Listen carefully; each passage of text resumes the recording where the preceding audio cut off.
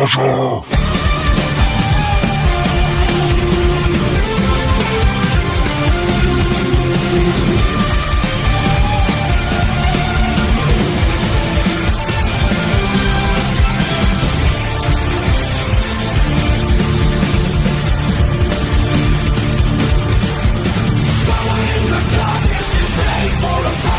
He's trying to guide believers to what he truly thinks is right. He's reading from a manuscript of scientific law. Throw away the rest, but you don't need it anymore. Dream hunter, the Lord of non-belief. If you can't prove it, no one can get ready for the brief. A dedicated skeptic, we all know what that means. He's lurking in the shadows and crushing all your dreams.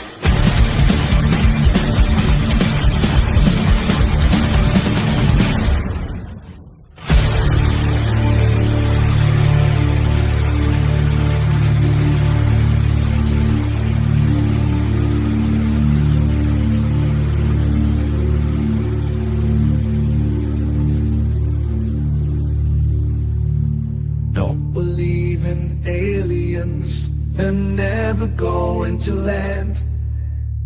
Don't believe in cryptids that leave footprints in the sand. Don't believe in spirits appearing from the dead. The only demons out there are living in your head. Dream crusher, the Lord of non-belief. If you can't prove it, no one can get ready for the brief. A dedicated skeptic, we all know what that means. He's lurking in the shadows and crushing all your dreams. Dream crusher, the Lord of non-belief. If you can't prove it, no one can get ready for the brief. A dedicated skeptic, we all know what that means.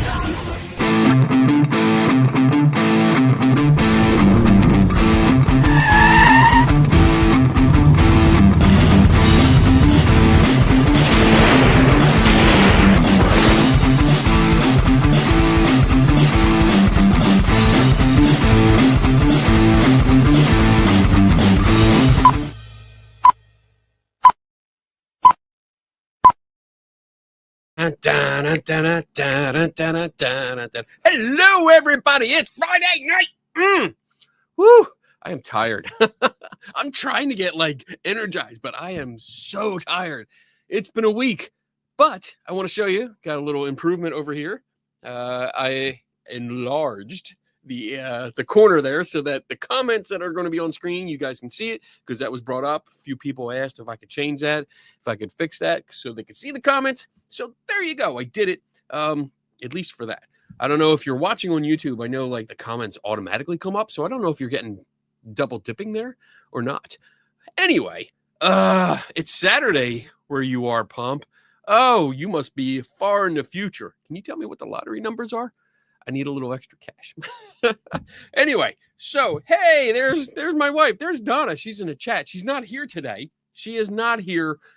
She's still on vacation at the beach. That's why I have the mega size specialty today. Look at this thing. This is huge. Tim's in the background. Tim Vickers is in the background. So he is going to monitor the chat, put up the questions. It is open mic night, so if you guys have questions, it's this is the time to ask them. But let me go over the rules. Let me figure out where my stuff is here because I'm all discombobulated. I like saying that word. Rules over here are you are welcome to ask questions. I know I haven't fixed this part yet. I haven't fixed this frame, so don't yell at me. You are welcome to ask questions. That's what the show is about. It's to learn, all of us to learn. So you're welcome to ask questions. Keep in mind that rule number 2 is that I don't know everything. That's just the name of the game. I don't. I know a little bit about a lot of things. I know a lot about little things, but I don't know everything. So bear with me if I don't know. We follow the Patrick Swayze rule here. That's rule 3, and that's be nice. You can be in the chat room. You can discuss things. You can debate things. You can disagree. That's cool. I encourage all of that because that's how we progress. But if you devolve into name calling, your ass is going to get booted. You're out of here. You're gone forever. I'm not bringing you back because I don't know how. Rule number 4 is that if you do have a question tonight, please do us a favor, put a capital Q in front of it, and that way Tim can save it for later. And as we go through the questions, they will be in the queue already. And rule number 5 is my favorite. Drink up. Let me go back there and let me say hi to some people. Hopefully I can get through some. There's a lot of people in here. So, oh, wait, what was that? Somebody told me last week that there is a way to do it. There's a way to look at all the people that are in the chat. I forget how to do it now. They gave me like this, somehow you can do it in StreamYard where it pulls it up and tells me. I wonder if it's in settings. Where is that? No, I don't see that. I'm looking around saying, yeah, I'm the only one that's allowed to name call Cat Mac. That's right. I can only call people assholes. Well, I mean, you can you? Anyway, let me go through. If the person that gave me the advice about all the participants, let me know. If you can tell me again, because I can't find it. I can't see it. I know there's something I can do, but I'm going to do it the old-fashioned way and just go backwards here and say, Alfaba was framed. I see you. Thank you for hanging out. Leanne, K, Lucas, Parazone is in the house. Gina Bangston. Wait, the S is after the T. Bang son. I'm going to have trouble with that. I'm just going to call you Gina. Pump is in the house. Rawside Paranormal. Giselle L. Chris Williams. Cree Storms in the house. Obscure Reference Man. It's in the house. Cat Mac. It's date night. We got Marine Jane Gin Juice is in the house. We got Trekkie Turtle. We got Tim Vickers is in there. I see you. He's all over the place. Ghost Wiener's in the house. Hello, my friend. Donna's in the house. We have John without an H. I see you too. Sandra Peachy. Oh, that's cool to see you. Always happy to see everyone in here. And if I don't get your name, I apologize. I'm trying to get through them, and I know there's more and more popping in. Wen. Hello, Wen. W-E-N. I see you. Who else? I'm going back to Tanya K. Hey, I know you. Hello. Good to see you. Wondering when she's in the house. Jade Kittens is here. Silent Cal. Oh, that's Tim Vickers double dipping. Oh, man. Oh, it's jumping. Now it's jumping. It's jumping ahead. I don't want to get like Seg and be like light years behind the chat. Kit Ford's in the house. Hello, girl. What's up? Good to see you. I'm pretty sure I saw Michael Burkeen in here too. I'm going through there he is. I'm just going through real quick. I'm trying to get all the names. And Malachi's here. That means Blast Rights is here. Oh, I see you too. There you are. Good to see everyone. I should do that. I should actually learn from my my shortcomings here and just say, hey, in the beginning, I'm going to say hi to you. Everyone say hi to me. And that way you all pop up and I can just read it off. Friday House is in the house. It's good to see everyone. There you are. Okay, so tonight it's open mic night. It is. That means you guys ask the questions. You guys keep the show going. And we do not have any adult supervision tonight because it's just me and Tim Vickers, which means we're grown men that are children. And we will stay up all night long because I have nothing to do tomorrow. Except come back here and work because I got work to do. Anyway, so with that, if you want to start putting your questions in there and we're drinking. Yes, we are drinking. This is the joke that Daniel was making last week about this is the jug that we got. He was drinking out of his last week, but I got this, and this was like something we could refill. It cost $30 for this, but it was free refills. So this is like a half gallon and free refills. I was like, shit, yeah. It was worth it for the 2 days. That was scorching hot. And it holds a lot of rum. Oh, Autumn Sword. What's up, buddy?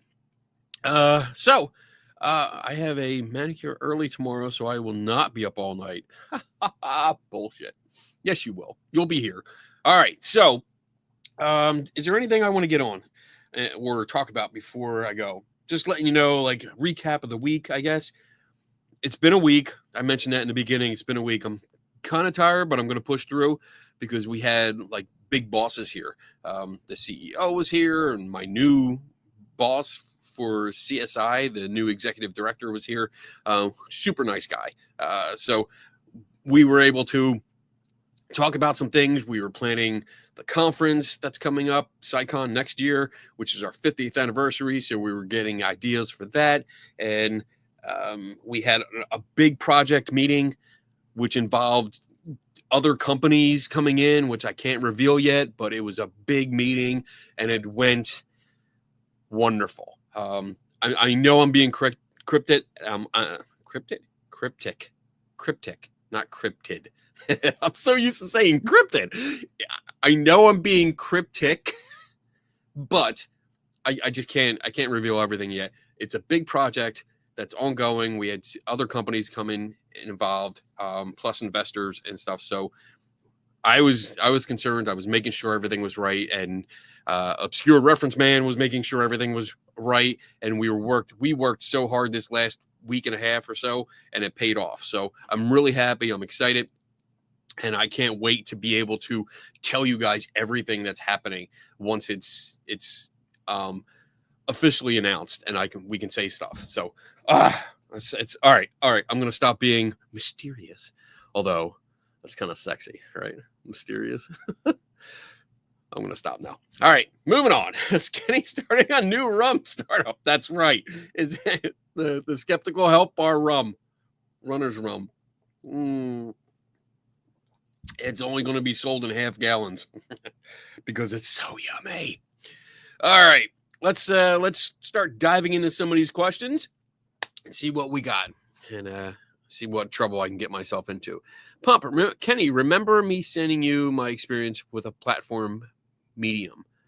You never did get back to me with your opinion. I didn't? Are you sure? I thought I did. Did I write back and not send it to you? Maybe I did. Maybe I don't know. I thought I wrote up something, like responding to you, but maybe I didn't. I'm gonna have to look, and I'm gonna have to. Let's see. I'm gonna write it down under my homework because I don't want to try searching for it now because I probably won't find it until. Well, I mean, I'll find it, but I don't want to have dead air while I'm looking for it. That's what Side Eye Guy does. Psyching experience. Right? Medium. Yeah, what an experience. I thought we talked about it though. I really thought we talked about it. Now I'm curious.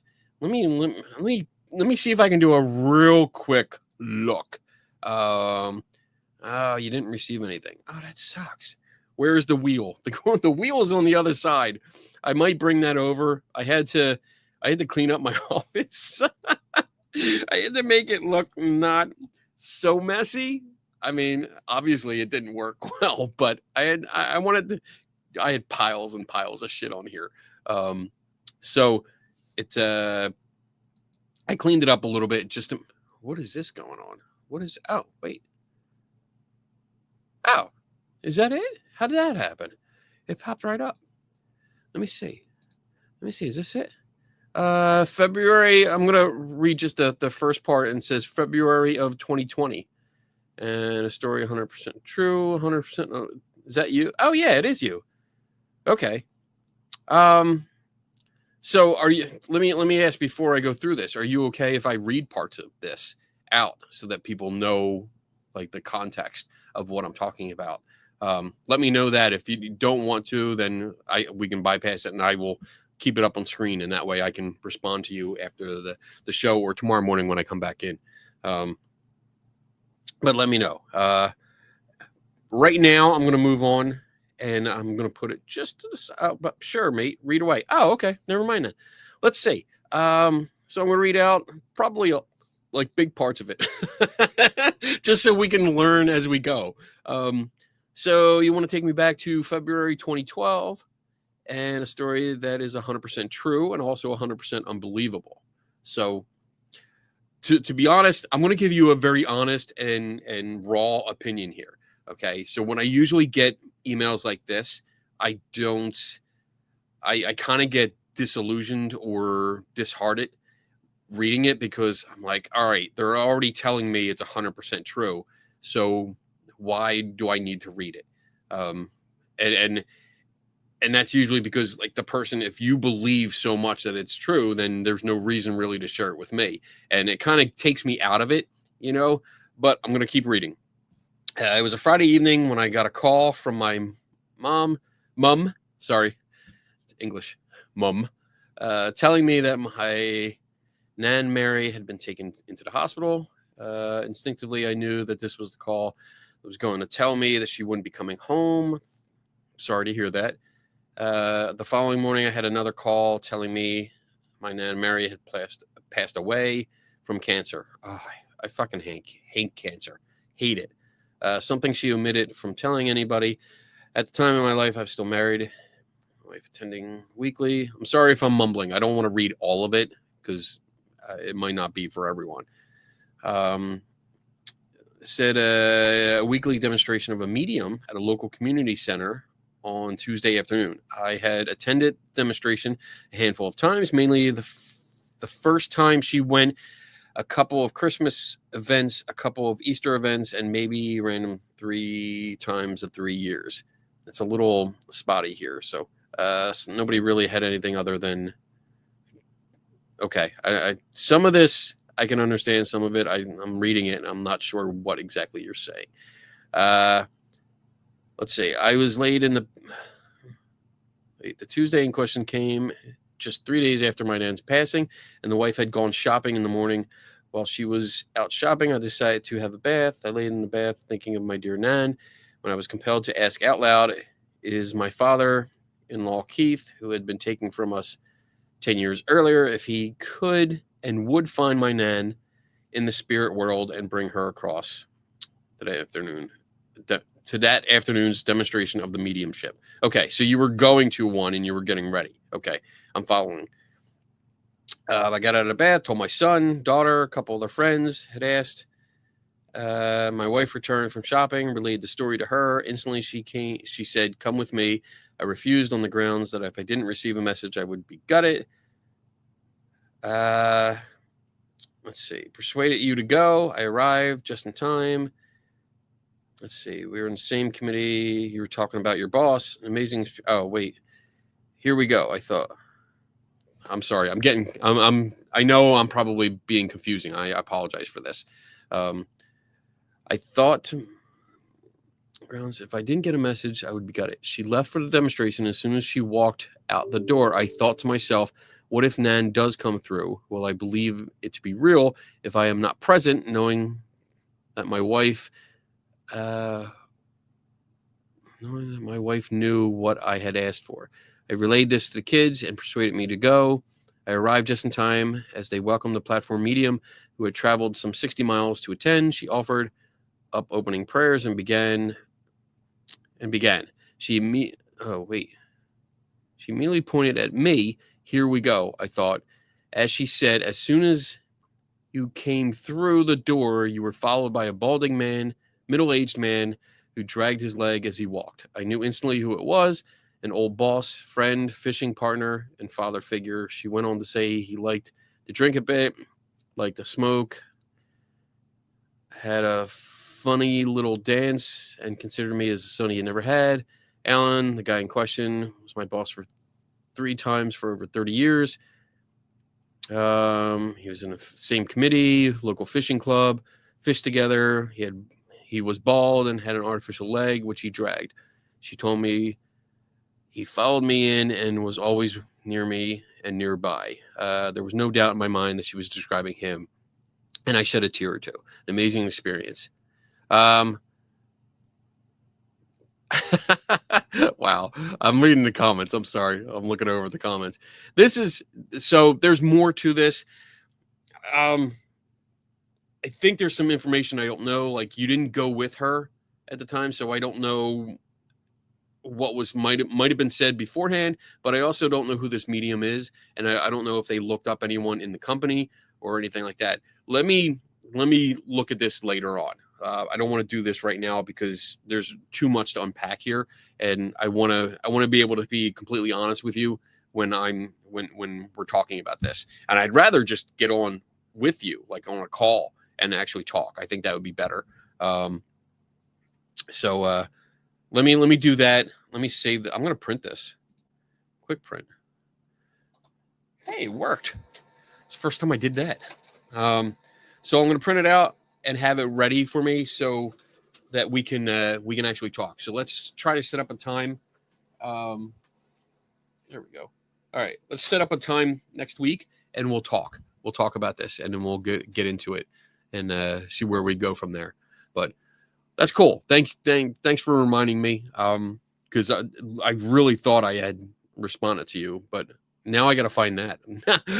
Later on, I know after the show, I'm going to be looking through going, where is that? I'm going to be looking through my sent and my what is that? Drafts. That's what it is. I'll probably look in drafts and see like a half finished letter. So, all right, let's move on. Let's, I'm sorry if I confused everyone because I was just being very vague and trying to not read every single detail of someone's personal life. You have a lot of stuff behind you, like a lot. What is it? There is a lot. So most of these are books. Pretty much the majority of the stuff on the shelves are books, and they go from, see, you have, well, I'll start on this side. There's Science and Skepticism. The blue binders here are all bound editions of Skeptical Inquirer magazine up to a certain point, certain year. There's more science books here, weird books down there, little photography there. There's photography all here, photography here, and on the Time Life Mysteries books, the whole set right there. This is all photography. These get into more skeptical, and then that way. Regional books. Let me turn around. Regional ghost story books and more regional ghost story books. And then we get into witchcraft and religion and monsters and UFOs. There's monsters there. There's UFOs above it. And then there's tons of books over there. But then there's trinkets all over the question. I see that question, Jeffrey. That question will take all night to answer. But there's a lot of toys and mementos and stuff like that from my travels. This is a lot of forensic stuff that I used when I'm looking at photographs and videos, or I'm taking apart things, or I'm collecting samples of something like hair or any kind of foreign material that I want to get tested. So I have a bunch of stuff from that. These are ghost hunting devices that don't work. That's an old 90s video camera. That's a bong.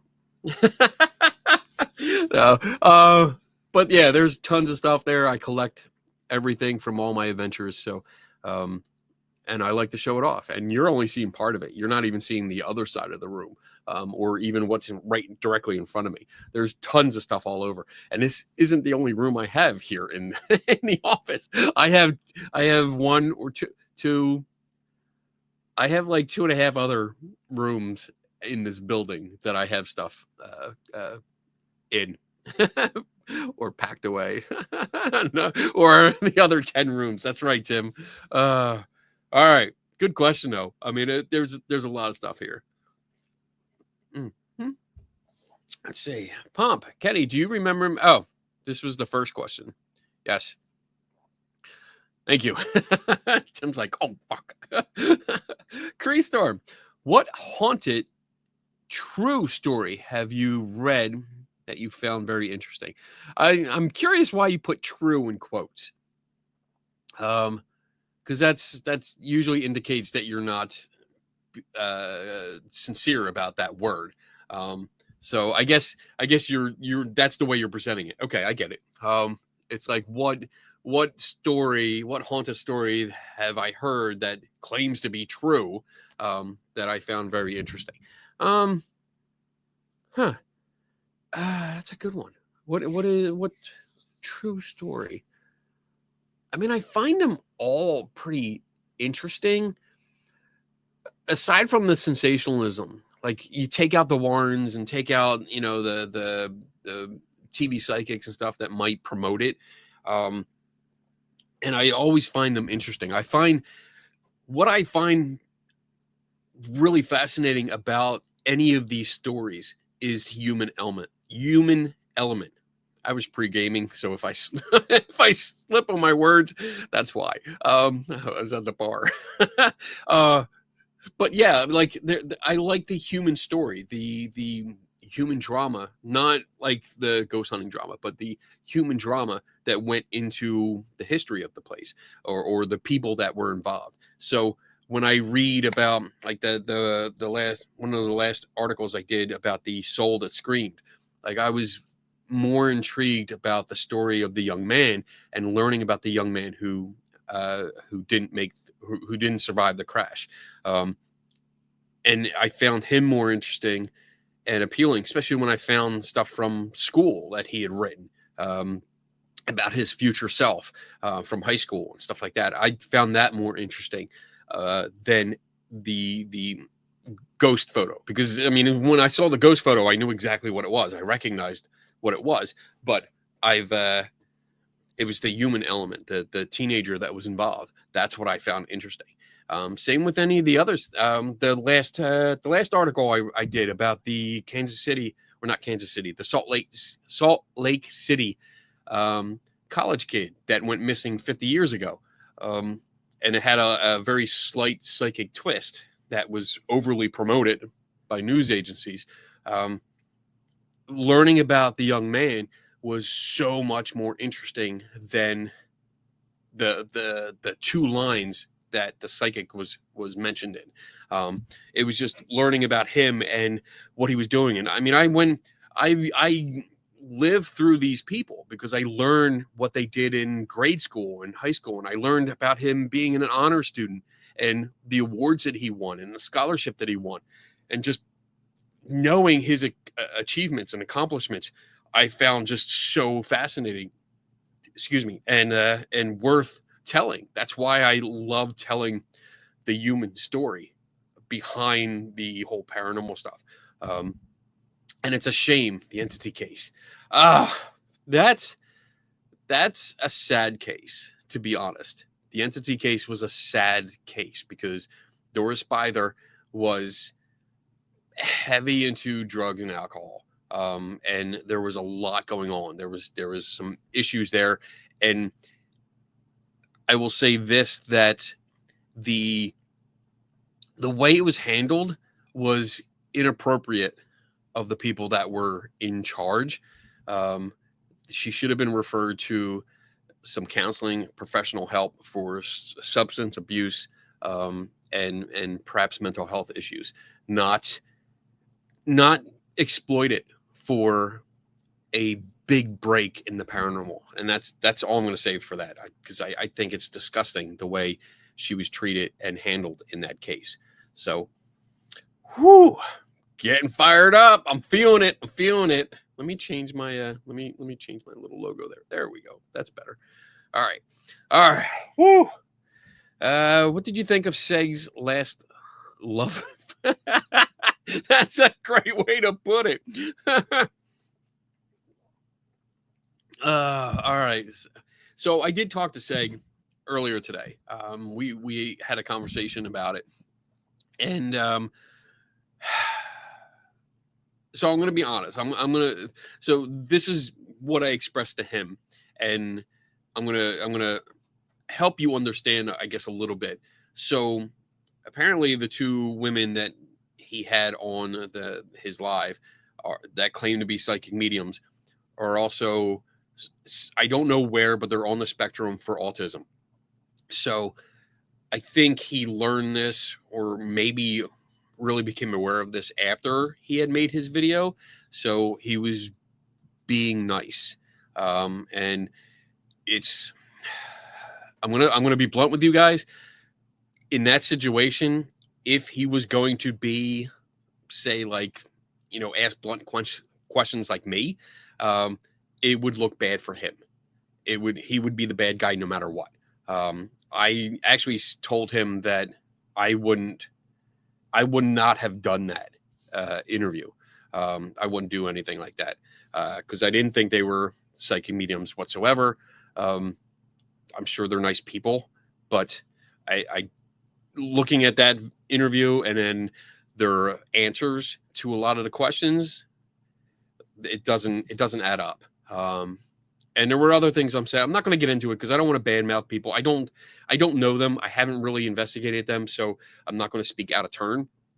I do think he was being very nice and nicer than, I don't think he was nicer than he needed to be. I think he was as nice as he should have been because it was a difficult situation, and really any pushing on his part, I think, would have worked against him. And again, like I said, I would not have set that interview up because it's just not.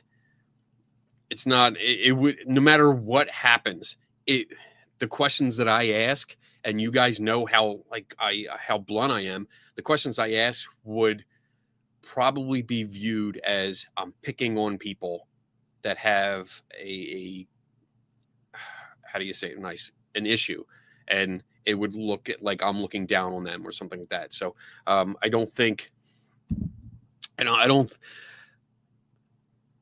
wouldn't have done it.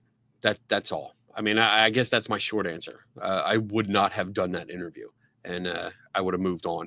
I would have talked to them if they reached out and talked to me. I certainly will talk to anyone and have a conversation and build a relationship, but I don't think I would have done that. So I hope that's a satisfactory answer. And he was very diplomatic and courteous. And I think part of it was that maybe his audience was looking for more of what he does in his regular videos than that. And I actually brought it up. I was like, you are way nicer in person than you are during your videos. Like in the videos, you roast the shit out of people. And in this, you were extremely nice, which is good. But I don't think it was what his audience was expecting. So let's see. Oh, I'm going to put this up. Thank you for the $10. Australian, right? Australian $10. Getting fired up over the past few weeks because of a few videos and live chats has made me consider changing from an arts degree to science. Yeah. Well, wait. Half yeah. Stay with arts, but learn science. I encourage both. I mean, because the arts are something special. I love art, but I also love science. I love both. So stick with what you're doing, but also do some science classes. Learn some science. Subscribe to Skeptical Inquirer. You'll get a lot of science in there. But I encourage you to keep doing what you're doing because the arts are so important to us too. So I don't want to detract from that. Definitely work with it. And I understand getting fired up over some videos. You see some stuff. I'm starting to share older articles that I did and older videos that I did because they're becoming relevant. Then they're evergreen. Or what did Tim Binga say? Cyclic? Is that the word? What's the word that you used? Obscure reference, man. Yesterday at dinner, where we were talking about things, how they come up again, and you were something like cyclic. Cyclic? Is that a word? I don't know. So that's it. What he said. Oh, wait. There we go. Cyclical. Cyclical? I'm just going to drink. I love how people are trying to teach me how to say it. Cyclical. I love you guys. You guys are awesome. All right. So I hope that answered your question, or at least addressed your statement. Like, yeah, learn about science. I always encourage that, but also stick with the arts too, because I enjoy that. I really do enjoy that. All right. Good. I hope you. What do you think of my answer there for that? Just let me know in the comments. Was that satisfactory? Was that okay? Because it's a sensitive topic, and I don't want to overstep my bounds, or say something out of character, or I mean, pretty much everything is in character with me. Gina, because that you're just going to be a one-word name, Gina, because I can't say your last name.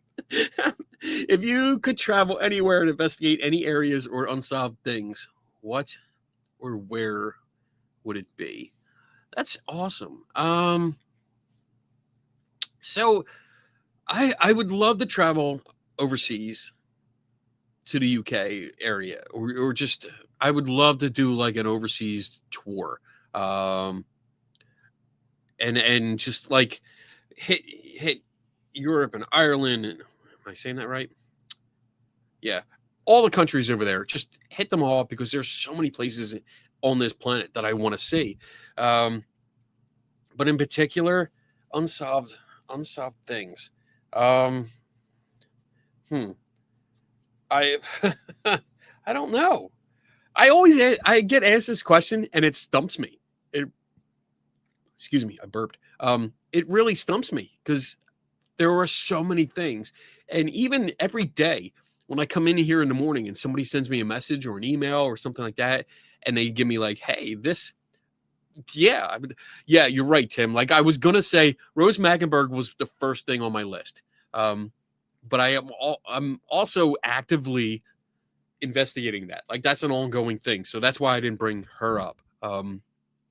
Because I was trying to think of something new, but Rose Mecklenburg is at the top of my list. I would love to be able to, because there's really nowhere to go right now with that, and that's part of my problem. Because I've been in the area, I've been where her apartment used to be, I've been in the cemeteries where she's supposedly buried, and I've looked all over the place. So I was trying to figure out like a different place. Where can I go? To check out. I'd like to go to like Bachelor's Grove Cemetery and recreate the famous photo out of there, the Madonna of Bachelor's Grove. Just because I know I can recreate that. I don't think it was a ghost at all. I think it was just somebody that was sitting there, because honestly, when you look at that picture, it's not wearing a dress, it's wearing mom jeans. It's just distorted because of the infrared photography that's being used. But the person that's sitting on that stone is wearing mom jeans from like the 80s. So it's definitely repeatable.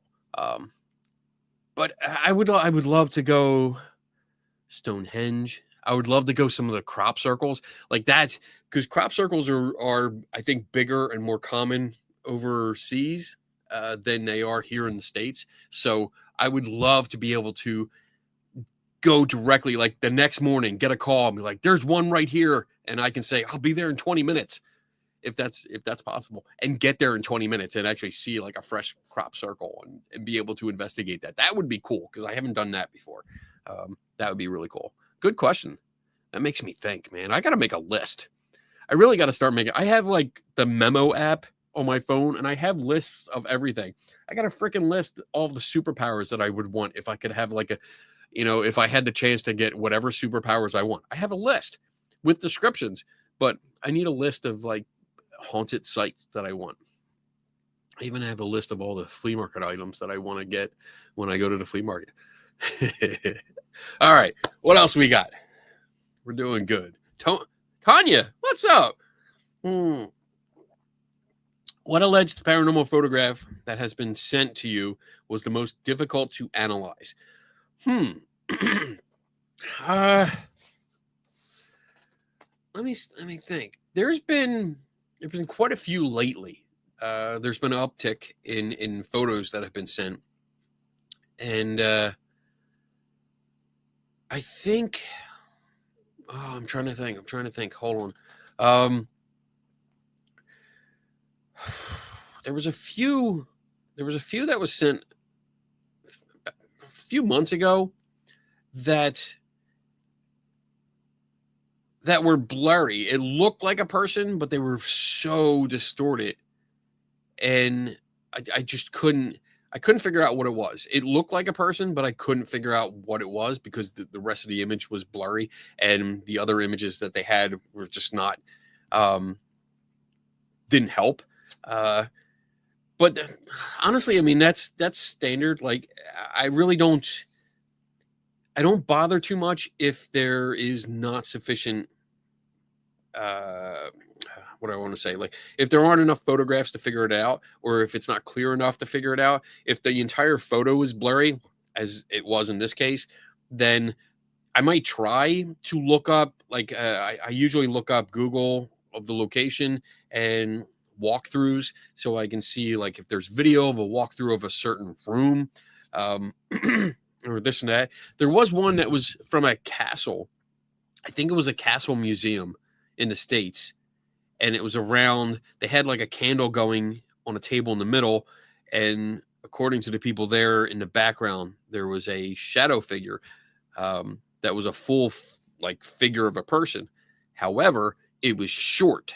It was very short, like oddly short. And it appeared as if it was a mannequin.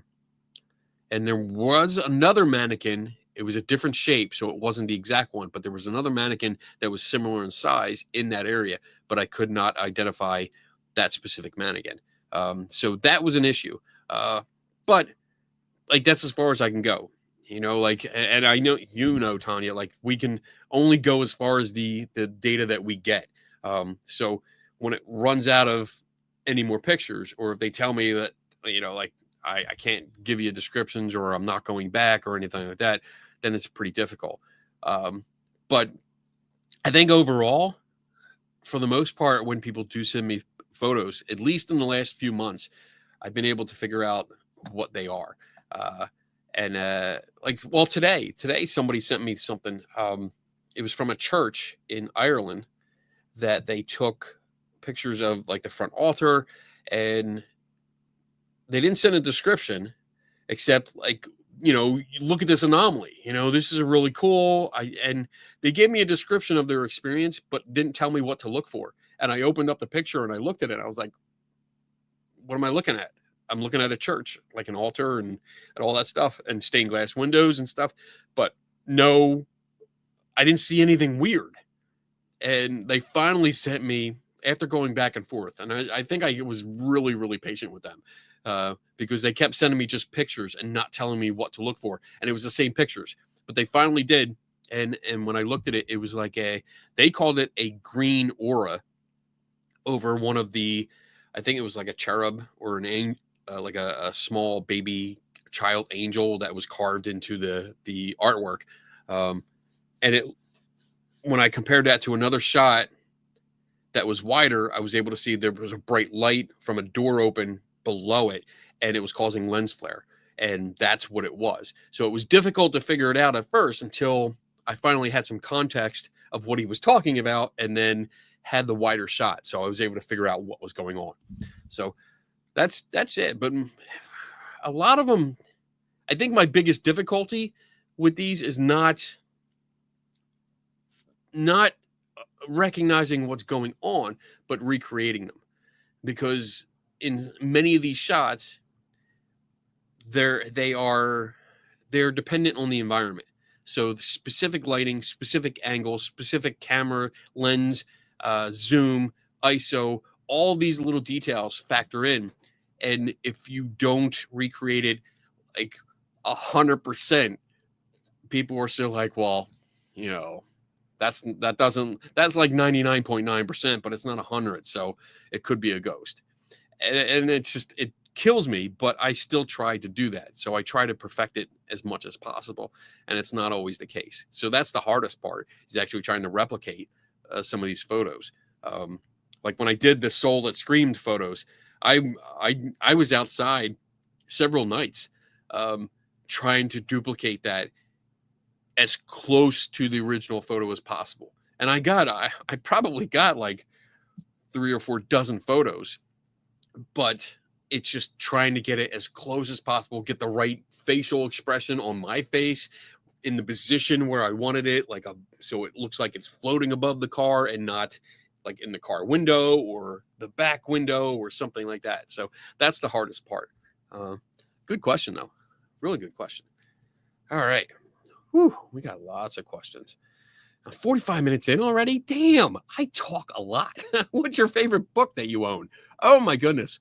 So overall, my favorite book would be the Dragonlance, Dragons of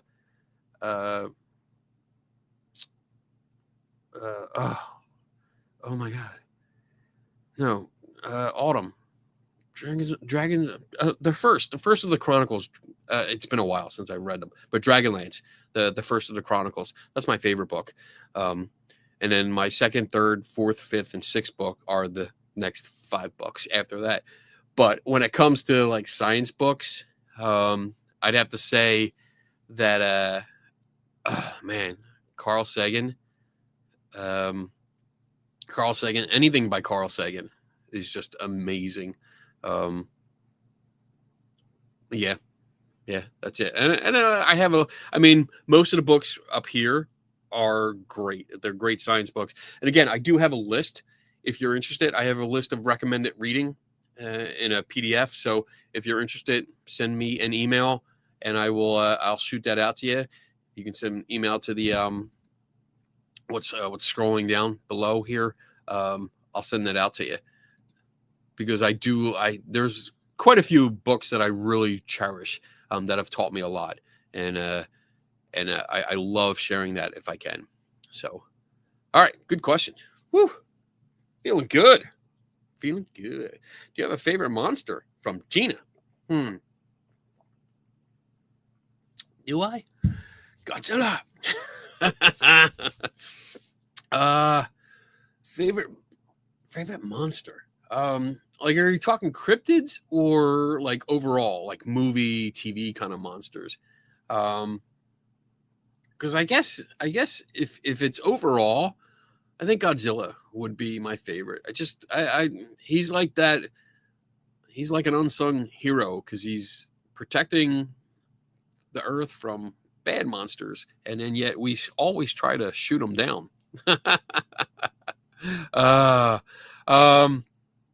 But if you're talking like cryptids, I don't know. Who's my favorite?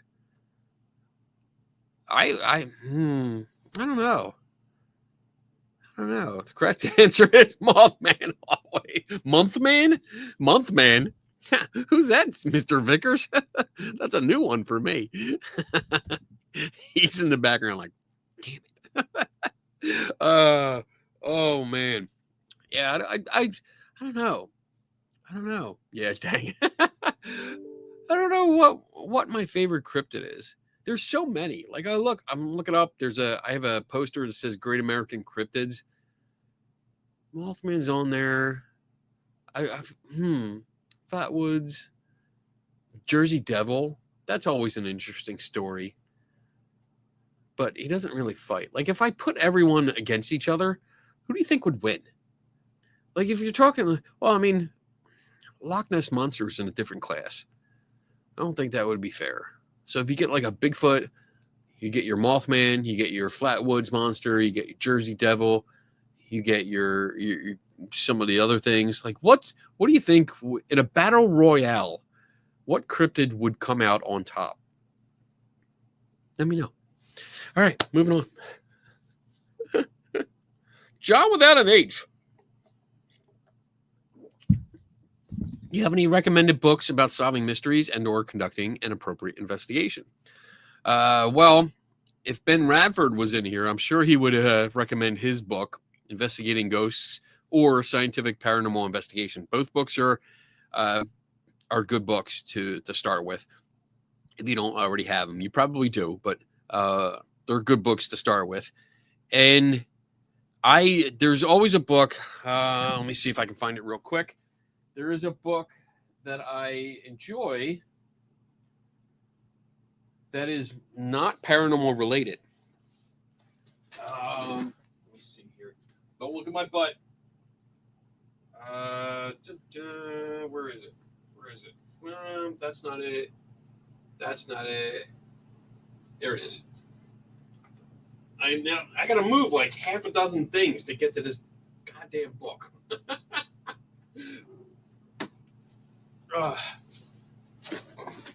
So in addition of this, this is probably, when it comes to investigating, this is one of my favorite books, because it is across the board good for investigating.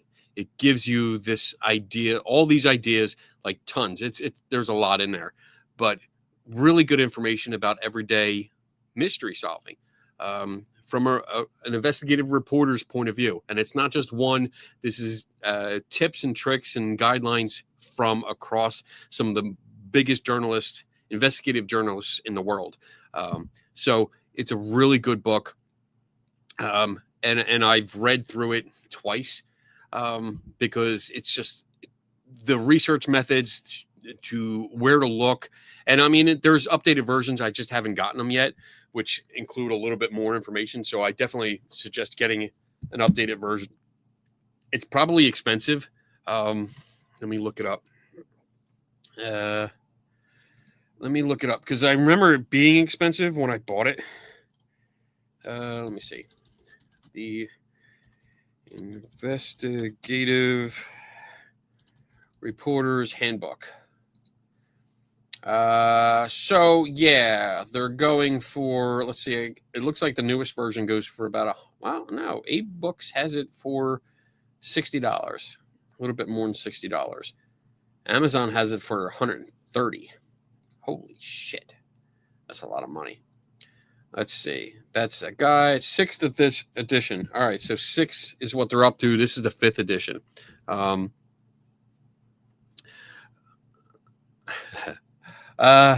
So I definitely recommend that. And there's other books. They're Asking the Right Questions, A Guide to Critical Thinking. That's a good book, because that helps you understand about what questions to ask, like during interviews and when you're trying to gain information from people. It's a really good, handy thing. So I guess the point here is, don't always rely on like a paranormal genre. And I know that's not what you're asking here, but I think when I talk about this stuff, it's automatic, because of the community that we're part of, is to think, oh, well, what books are on paranormal investigation? And we need to actually like get away from that and think, what are good books on investigation? As you asked here, like solving mysteries or conducting appropriate investigation. Some of the stuff I have is forensic science, looking into how do detectives look into cases. I collect those, police detectives and law enforcement and forensic science. How do they look into these mysteries? And I think that's important. That's super important to get a hold of. All right, or get a handle on. That's what I meant. Hey, Dwight, I see Dwight Turner in the house. What's up, buddy? I miss you. How's retirement, buddy? How are the kitties doing? They are, as far as I know, they're on the side of the house. So I'll use the hopefully I won't talk too much about it. But so the other day, Rummy was out. We have a nice big yard. Usually let Rummy out. She goes and does her perimeter run around, like she guards the yard. And she got to a point where she started barking, freaking out. And it was that, when you're an owner of a dog, you recognize like she found something, and I went over and she is trying to get through the fence. And I finally got her back, and I looked, and there is a cat, and there's several kittens, and we're talking like the cat's not that big, which is worrisome to begin with, because it doesn't look that big. But the kittens, we're talking, they were like 4 inches maybe at best. And I only saw 2 of them, because the mother was like over top and hissing at Rummy. So I got them away, and I've been checking on them every day. But I've also been calling different rescues, cat rescues in the area, and none of them will come out and get them, which is a problem, because I'm highly allergic to cats. So I don't want to touch them. I don't want to try to catch them, just in case. Well, mama. I don't want mama attacking me. And I mean, I'm not really afraid of getting hurt by mama, but I just don't want to get, all swollen from the allergies. And I also don't want the kittens to, to perish. So I've been calling around and trying to find places that'll take them. No one will call me back, or the one place that did said they don't have experienced people to come out. Mama sounds like a young cat. Yeah, it probably is. Unfortunately, we had some feral cats here. There's an app called Animal Help Now, and it's a great source of finding local emergency. So, I mean, I've found animal rescue, specifically cat rescues, but they just, like I said, they won't call me back, which kind of pisses me off. Like, I understand they might be overwhelmed. So that's why I'm not freaking out, but like they're not calling back. I'm kind of stuck. So tomorrow I'm going to have to try and I really want to try and like trap mama, so I can get her in like a box with her kittens, and then be able to take it to a shelter, because they'll take them if I bring them, but they won't come out and get them.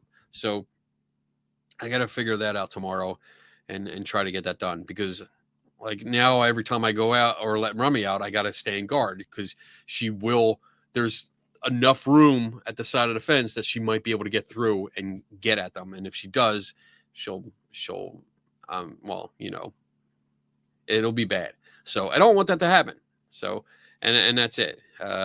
So unless there's anyone in the Buffalo area that is willing to come out and help me with this, I will certainly accept your help, because I just would like to get them to a home.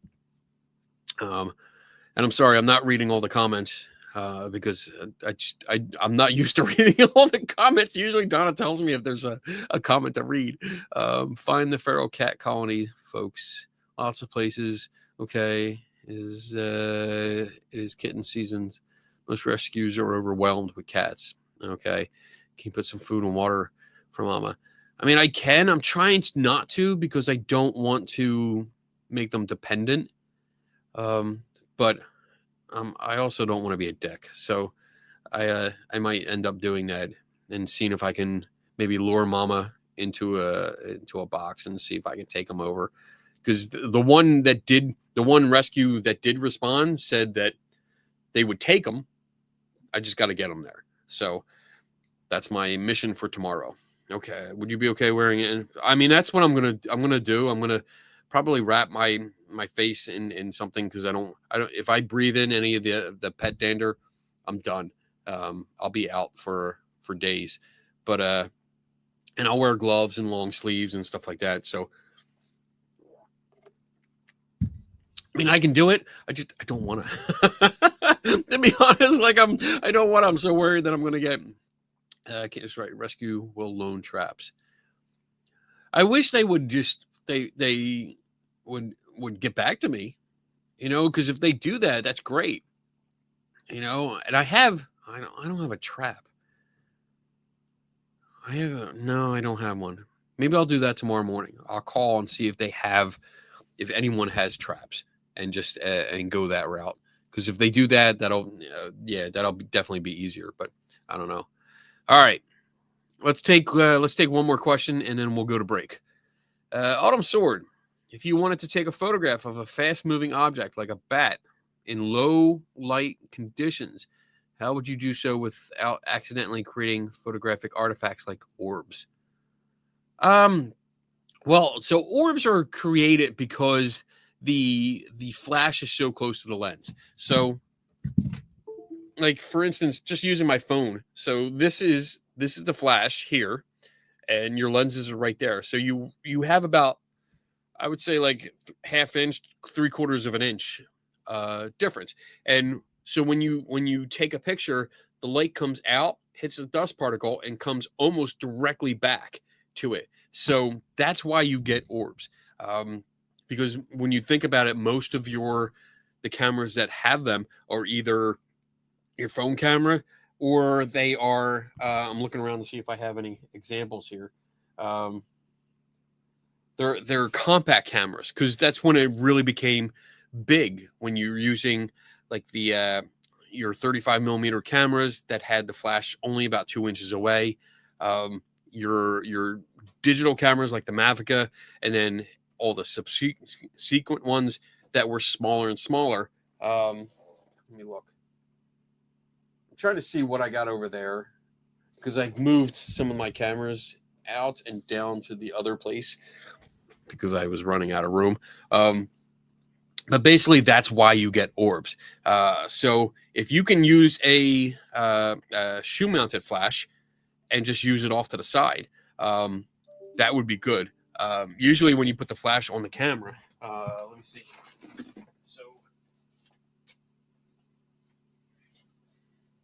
let me do this. Let me do this.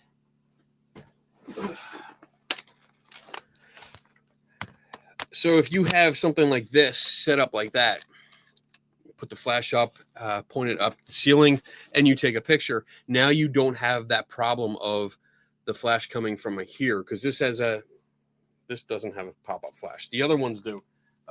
Usually the pop-up flash is like right here, and now you're getting light going out and almost coming straight back.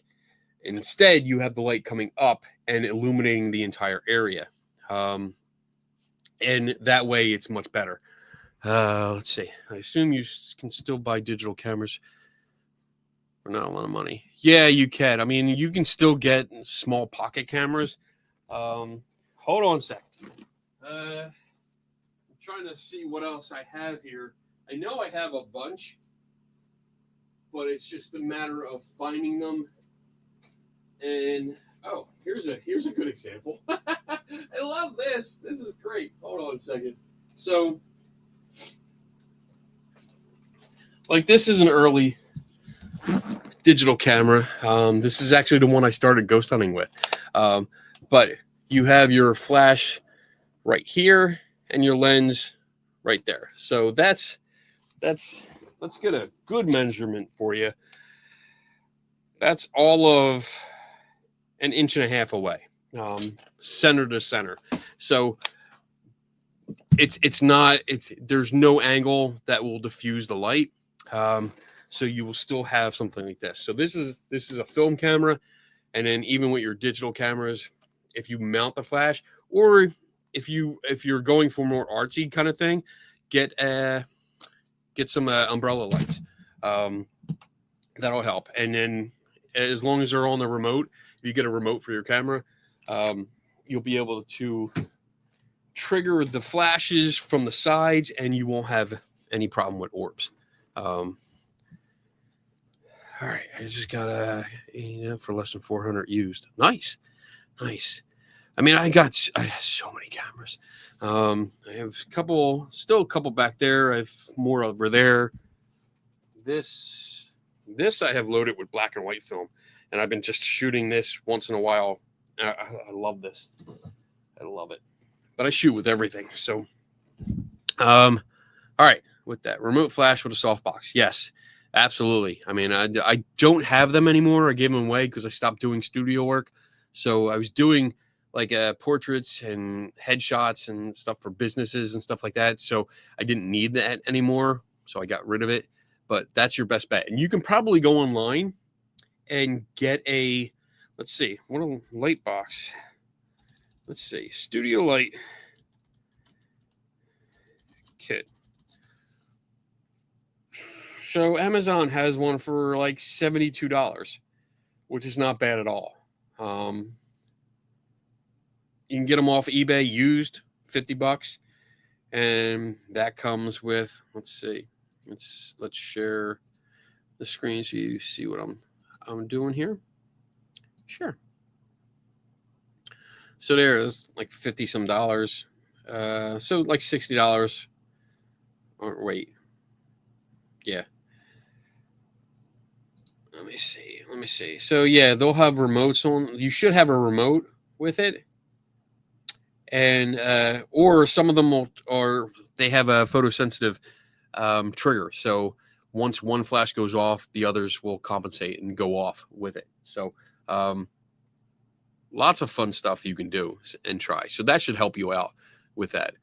All right, so we are over time for the break. So let's go to commercial break, and we will see everyone. Let me turn the banner off here. There we go. We'll see everyone back here in 4.5 minutes from. Not 4.5 minutes. What am I talking about? 4 minutes and 9 seconds from now.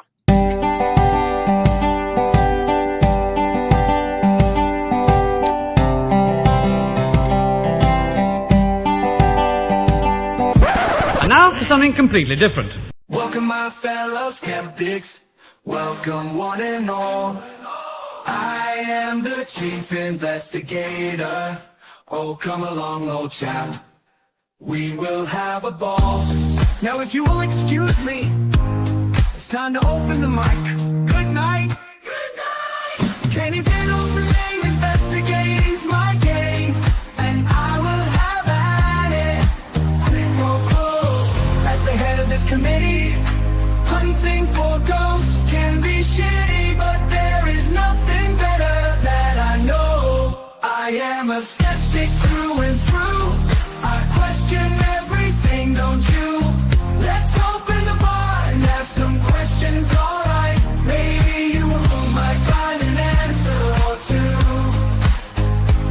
I will find the truth this night and day, and if my name is not Kenny Biddle, then I assure you here I will not stay. Good day!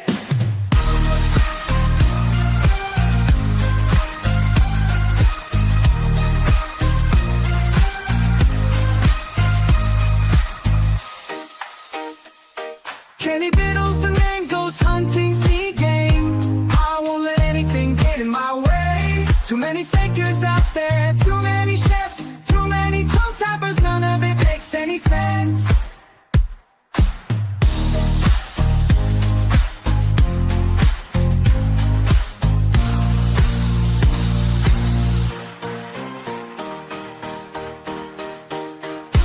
I am a skeptic through and through. I question everything, don't you?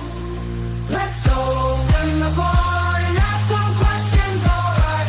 Maybe you might find an answer or two. Who knows? There may be ghosts in the machine, but trust me, I am not so keen. I prefer to see these things clearly, not in 144p. I am a skeptic through and through. I question everything, don't you? If you don't think I am right, let's open mic night. Yeah, yeah.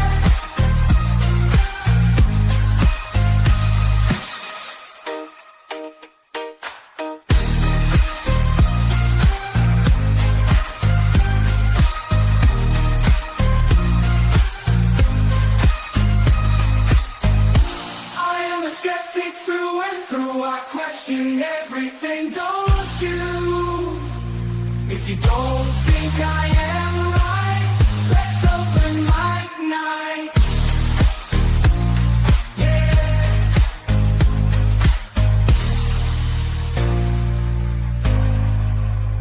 If you have an answer or two, let Kenny Biddle solve it for you. Let Kenny Biddle solve it for you. The one and only Kenny Biddle. Kenny Biddle. Kenny Biddle. Kenny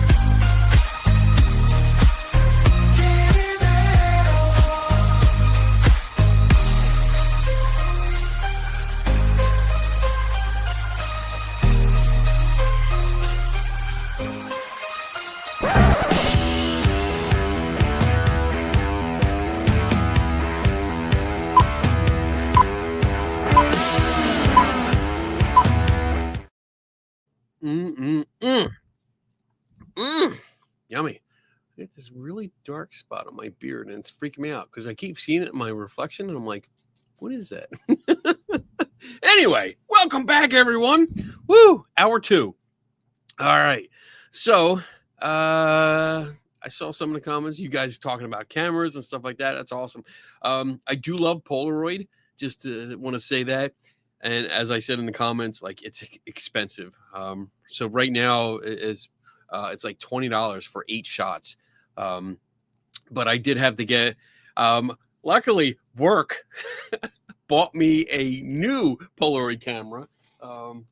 So this is the Polaroid Plus, the Now Plus, and I needed it for a slight investigation that I'm doing. Not a slight, but an investigation I'm doing, where I had to recreate certain photos, and I needed this one. So I didn't have it, but I have a whole collection of Polaroid cameras from the beginning, the 95, which is the first one, all the way up through the ages until modern ones now. So I love it. I love the look, but it's just expensive. Yeah, I needed it. I did, Tim Binga. I needed it. I needed it for work. So now I get to take pictures. That's awesome. I love it. The Fuji one is much better. That's the Fuji wide, and I can still get film for that, and it's cheaper. It's much cheaper, but it's cool. I actually take that around, and I've taken some pictures. Actually, I don't know if I showed you last week. This was one that I took last week. This is Alicia and Kit Ford down, and me and Daniel Reed with and Donna at the Mothman Festival at the end. It's not. Come on, focus. Focus. All right. Well, you're getting that view. There it is. So I like the look. I love how they look, and I will keep taking pictures. Actually, we have an idea now because we do have a guest room, and I'm gonna put those. Those. It's not frames, but it's 4 pictures where it's like 2 clamps and a line, like a rope line, like twine or something that have clamps all over it that you can put pictures on. I'm gonna do that and then put all the Polaroids of people that have stayed with us. So. I think that'll make it like a little bit cozier room. Anyway, all right. So let's move on. What do we got here? Dun, dun. Twine and clothespins. That's right. Yeah, cheap and easy. All right, Friday House. What is your go-to resource when starting any form of research? So it depends on what I'm looking for. I use newspapers.com a lot. I use Ancestries a lot. And I also, it depends on the case, what kind of case that I'm working on. I might go through a lot of law enforcement facilities, making a formal request for certain records and photos and police reports and stuff like that.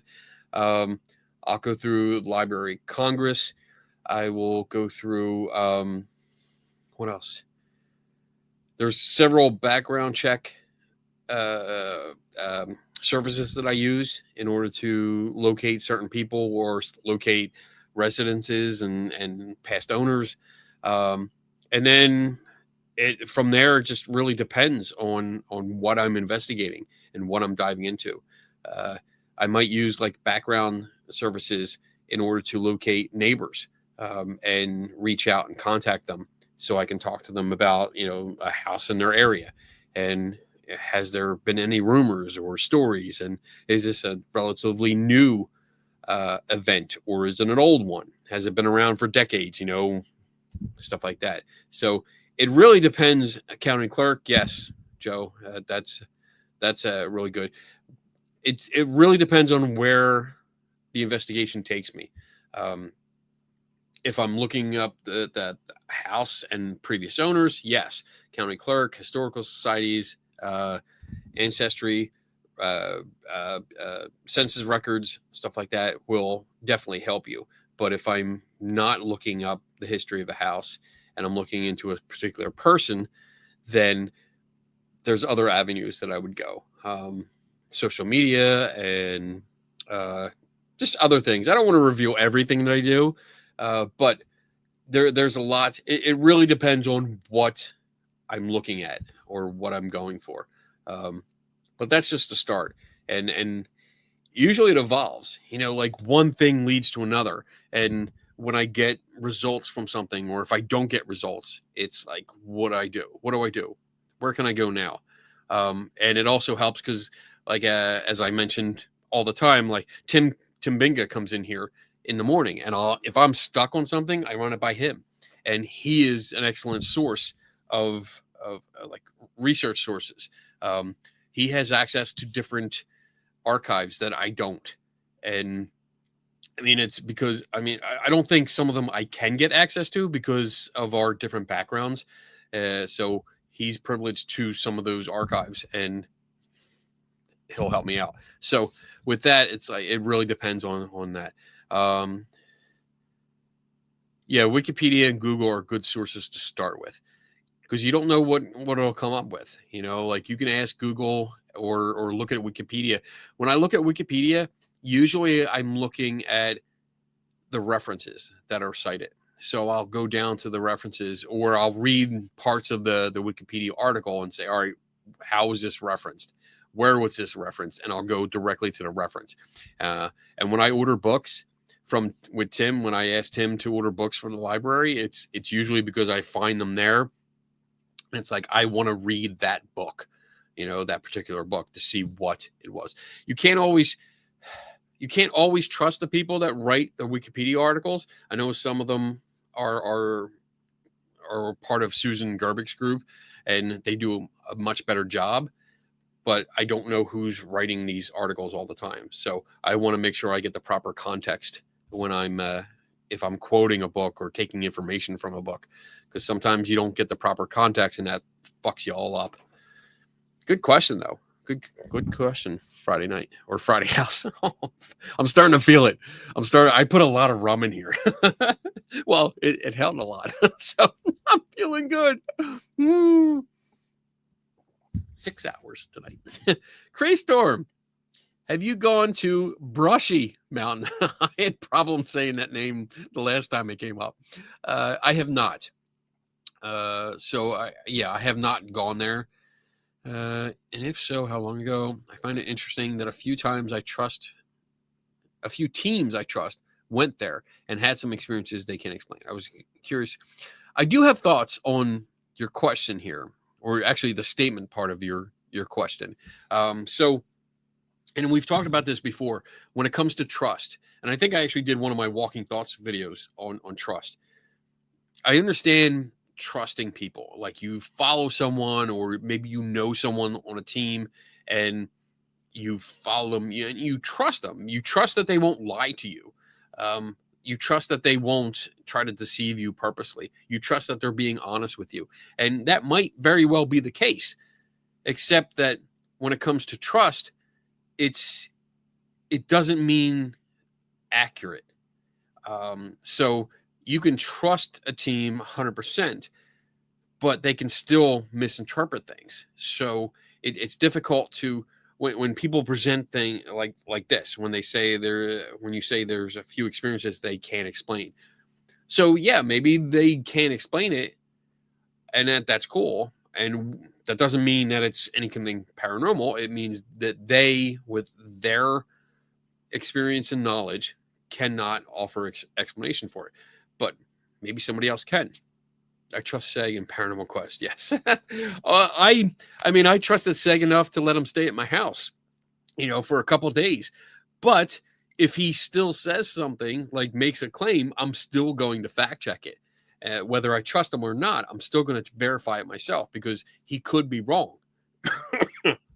Just like when I give out information and I tell you guys, fact check me, verify it, make sure I'm giving you the right information. Don't just take my word for it, because I could be wrong. Some of you might trust me, and I appreciate it, but I still want you to fact check me, because again, I could be wrong. So I don't really delve into the trust thing. I don't say I trust him. Like, even if Tim gives me information, Tim Binga gives me information, I trust him. I trust him a lot. We work together a lot. We do well together. But when he gives me information, yeah, I'm going to look it up and make sure, like, all right, where did he get it from? Let me make sure. Oh, yeah. Okay, good. Verified. Good. He is a good source that I use repeatedly. but I still do that. And that's just me, like maybe that's unique to me. I don't know. But that one time I take, and I love you, Tim. One time I take him at his word, and maybe he made a mistake, and then we all look bad because I look bad because I promoted it and published it, and then he looks bad because I used them and I thanked him in the comments. I mean, I don't think that would happen because the checks and balances that are in place, we make sure, and I would expect him to do the same thing. Verify. If I give him information and he says, well, I'm just going to spend a couple minutes and verify this, that's not going to hurt my feelings. That's not going to upset me. That's not going to, it was give me that. That hurts my heart, Tim. That hurts. You love it. You love me being right here. It's awesome. But I think, let me see. Just says something happened. Doesn't know. I hope you understand where I'm coming from, Cree. I mean, that wasn't a dig on that team or anything like that. It's just, if they had experiences, cool. Let's look into it more. If they can't explain it, that means they haven't found an explanation yet. So it is something that needs further investigation. And if I do that, if that happens to me, you could have the seminar room. That would be awesome.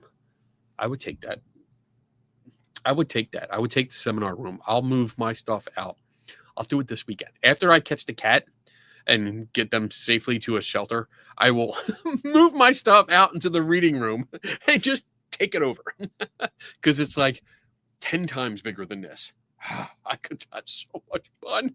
All right, let's see. What else we got? I hope I answered that question. I hope I did. Joshua, have you ever investigated anything that is considered still an open case? Specifically, a case that was beyond the scope of you or anybody else's expertise, not unfalsifiable, yet unexplainable. So I guess there might be a sliding scale with this because, yeah, there's lots of little mysteries that people have claimed experiences happen to them, and I can speculate, but I can't offer like concrete conclusions, and that's just part of the game. Without enough information, I can't solve that case. If I can't go to the location, I might not be able to solve that case because I don't have all the information from that location or the history or this and that. So like a good one is what Tim Bingham mentioned earlier, the Rose Mackenberg case. This is a case, and I'll be brief with this because I've talked about this a lot. Rose Mackenberg was Houdini's chief investigator for psychics. And when she passed away, she was buried somewhere, but I have no idea where. Nobody knows. And I've been searching for, I think I can say decades now. Like literally over a decade, I've been searching for where her final resting place is. And I keep hitting dead ends. So this is something that I can't explain because it's not supernatural or anything. It's just, I don't have a conclusion to this. But yeah, there are definitely cases all the time that I can't solve because I don't have enough information. And if there's not enough information, I don't really look into it. And that's like a judgment call. Once the case is brought to me and I look at it and say, all right, do we have this? Do we know this? No. And you kind of get an assessment of how much time is this going to involve? How much time would I have to put into this to start making a dent if I can? Because that's also a consideration. Will I spend a lot of time and will it make a dent, or is there a good potential or good chance that I'm not going to get anywhere? And I have to weigh that against other cases that I might be able to make a dent on, and more importantly, reach a conclusion. So yeah, I don't, let's see, did I answer that? Yes. Case beyond the scope. So yeah, I mean, basically, yeah, I mean, there has been some. So, but good question. Good question. I like that. All right. Hopefully that answered your question. Kenny, would you investigate with Beardo? Where would it be? Yeah, I would. Definitely would. Beardo is a buddy. We've collaborated on stuff. I think that's the better way to say it. We collaborated on a video and other things because we worked together on the videos. I would love to meet him in person. Never did. Not yet. So that's one of my my goals. I would love to be able to not only meet him in person and hang out, but also go to a location, because I think it would be very interesting, especially if we could just live stream the whole thing. Well, not the whole thing, because honestly, there's a lot of parts that would be boring. But I think the conversation would be interesting to everyone, because we would get into a lot of questions and discussions about topics, and I think it would get deep. We would do deep dives into a lot of stuff. So yeah. Good question, Lionheart. All right. Aaron, any suggestion on getting into physics without paying an arm and a leg for college courses? Buy some books. That's all we can do. I mean, if unfortunately that's an expensive learning path.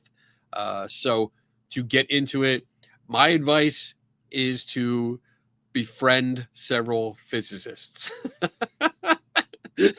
Just make friends with some that are already through it, that do this for a living, and ask your questions. Because I think that would be a much cheaper route than getting into physics, taking some classes and stuff like that. I've attempted to do a physics class with Tim Vickers. We've tried, and we failed miserably. So yeah, Khan Academy is a great source to learn physics for relatively cheap. Well, there you go. Now you're getting some suggestions if you want to take some classes and stuff. There you go. My course of action, I just don't have the time. I would love to be able to do something like that, to sit in a class and learn a little bit more about physics, just a basic physics class. But most of my education comes from books and talking to people that are in it, and asking my questions and listening to what they say, and then asking more questions to clarify what they said, because I didn't understand it the first time. So I hope good luck with that. I hope you find, if you're really into doing some classes, I hope you find some that are affordable, and you can take them. And then you can come back. We'll be friends, and you can help me out. We tried quantum physics, crashed and we did. It was that whole math thing. Like, me and math do not get along. Star Talk, yeah. Well, me and Neil, we're BFFs, so I call him up and be like, "Yo, Neil, what's up? Explain this to me." And he's like, "Yo." He really does say that, "Yo." All right. Next question, please. Obscure reference, man. Since Barry is retiring, can we show the alien probe video? Sure. Is it on? Where is it, Tim? Can you send me a link? Or did you already? Let me check. Because that's something that I can see him going, you know what? I'm going to send you this already. Oh, hey, Joshua, you sent me an email. I see that. Okay. I'm gonna mark that as important so I can. Oh, John Michael, John without an H. Didn't I not send you this list? Okay. But I flagged you too, so that I can send it back. All right, so let me see. Alien. You know what? I will share it. I'll do this. I will share the alien probe video on YouTube later. I'll do it for the members only. I'll do it for the members, because it's kind of long, and it is definitely anal probing. So it was a commercial that Barry Carr and Tom Flynn who was our longtime editor for Free Inquiry, made a while ago. And it was like a promotional video, and it was just about it was like awkward. The first time I watched it, I'm like, what am I doing here? Am I on a cult? What's going on? But I'll put it up for in the member section first, and we'll see. Then I'll put it up. Maybe it's in the shared folder. Okay, all right. I'll get it up there, and people can watch it later. Next question, please. Awkward. Lionheart. Kenny, what is the best horror movie you've seen? Best horror movie. Well, I tell you what, I go with the classics. So and when I think about horror, I think about like slasher films. So Friday the 13th, Nightmare on Elm Street, Halloween. These are classics to me. Horror. I don't know if you would consider it horror, but The Others, like that is one of my favorite films because it's just so well done, and it just hits you out of nowhere. I've watched that. I have access to our lecture hall here, which has a big screen. We have pretty much a full-size movie screen. And I've watched The Others here, and it's been so amazing. But yeah, I think The Others, I would consider that like a semi-horror. So it's not like in-your-face scary kind of shit, but it is definitely like, I don't know. Is it? Let me look. Let's see. Google. Is The Others a horror film? I gotta spell horror right. The Others is generally considered a suspenseful and atmospheric horror film, but not a traditionally scary one with frequent jump scares. Okay, so it is. All right. Say, don't forget to hit the like button. Yeah. Oh, Mary Jean Gin Juice. Thank you. Don't forget to hit the like button somewhere around here. And subscribe. Please subscribe. And do me a favor. Double dip with the subscribing. So subscribe to this channel so you can get the Friday night live streams, and then my walking thoughts. I just watch Crocodile Dundee. But my walking thoughts videos that I do when I take walks in the morning. But also subscribe to the Center for Inquiry channel, because that's where my Ghosts in the Machine videos are posted and published. So please go subscribe to that, because that also helps me a lot, because it shows that there's more interest. And go watch all the Ghosts in the Machine videos, because that also shows a lot of interest in what I'm doing, and like them all at the same time, and then share them all, because then it'll show my new boss, like, wow, everybody loves these videos. And I'll be like, yeah. Jaws, yes, released 50 years ago. Oh my God. I feel so old. 50 years ago? Really? Damn. That was a good one too. That was good.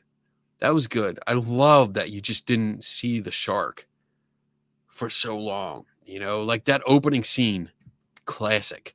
I mean, that dug me in. I have not been in the ocean since. Like, no, you want to go to the beach? Fuck no. Nope. Jaws is in there. And he's got cousins and moms and dads and children and all that shit all in there. Nope, not going in there. I'll stay on land where I belong.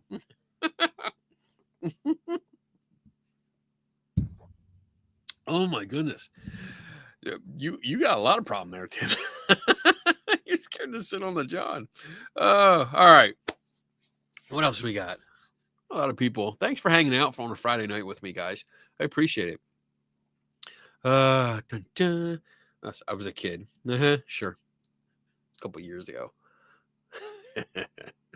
Do you like watermelon? Is that it? What kind of question is that? That's funny. Actually, I do. I never did as a kid. And I think it was weird. It wasn't because I tried it and didn't like it. It was just because I looked at it and was like, I don't want to. I was doing the classic kid thing where I just didn't want something because I just didn't want it. But I have tried it. And I do like watermelon. Yeah, I do. So, you're going to send me some? Make sure it's spiked. All right, what else we got? Leanne K. Lucas Parazone. What book are you dying to have that you don't have? Sorry if you've already said. Oh, that's interesting. I mean, I love books. I absolutely love books. So if I pick them up, like the ones that you see piled up here, I got today. I went to a yard sale this afternoon and picked them up. It was $1. Actually, it was 50 cents, but I gave them $1 anyway because I felt bad. It was only 10 cents each, but I picked them up, and they're not great books. I mean, they are. Let's see. Let's see. This one is interesting. I want to read From Cradle to Grave, and it's about the deaths of 9 children. So it sounds like a interesting kind of mystery thing that I'd like to look into. Ancient alien question, UFOs and the White House. I might put these up for like prizes, which I'm not doing today. Not that I know of. Ghosts of Old Europe by Hans Holzer. Found that today. And then Great American Ghost Stories, also by Hans Holzer. Pick that up. Again, 10 cents each. I was like, yeah. But I paid 20 cents each because, I don't like breaking $1. I don't want to carry change around. But the book that I would like is I just looked it up. Hold on. Let me see. The Queen. Oh man. I just looked it up. I don't remember what it was. But it has to do with the Connolly fairies. And I just talked to Tim about this. Remind me, Tim, if you remember.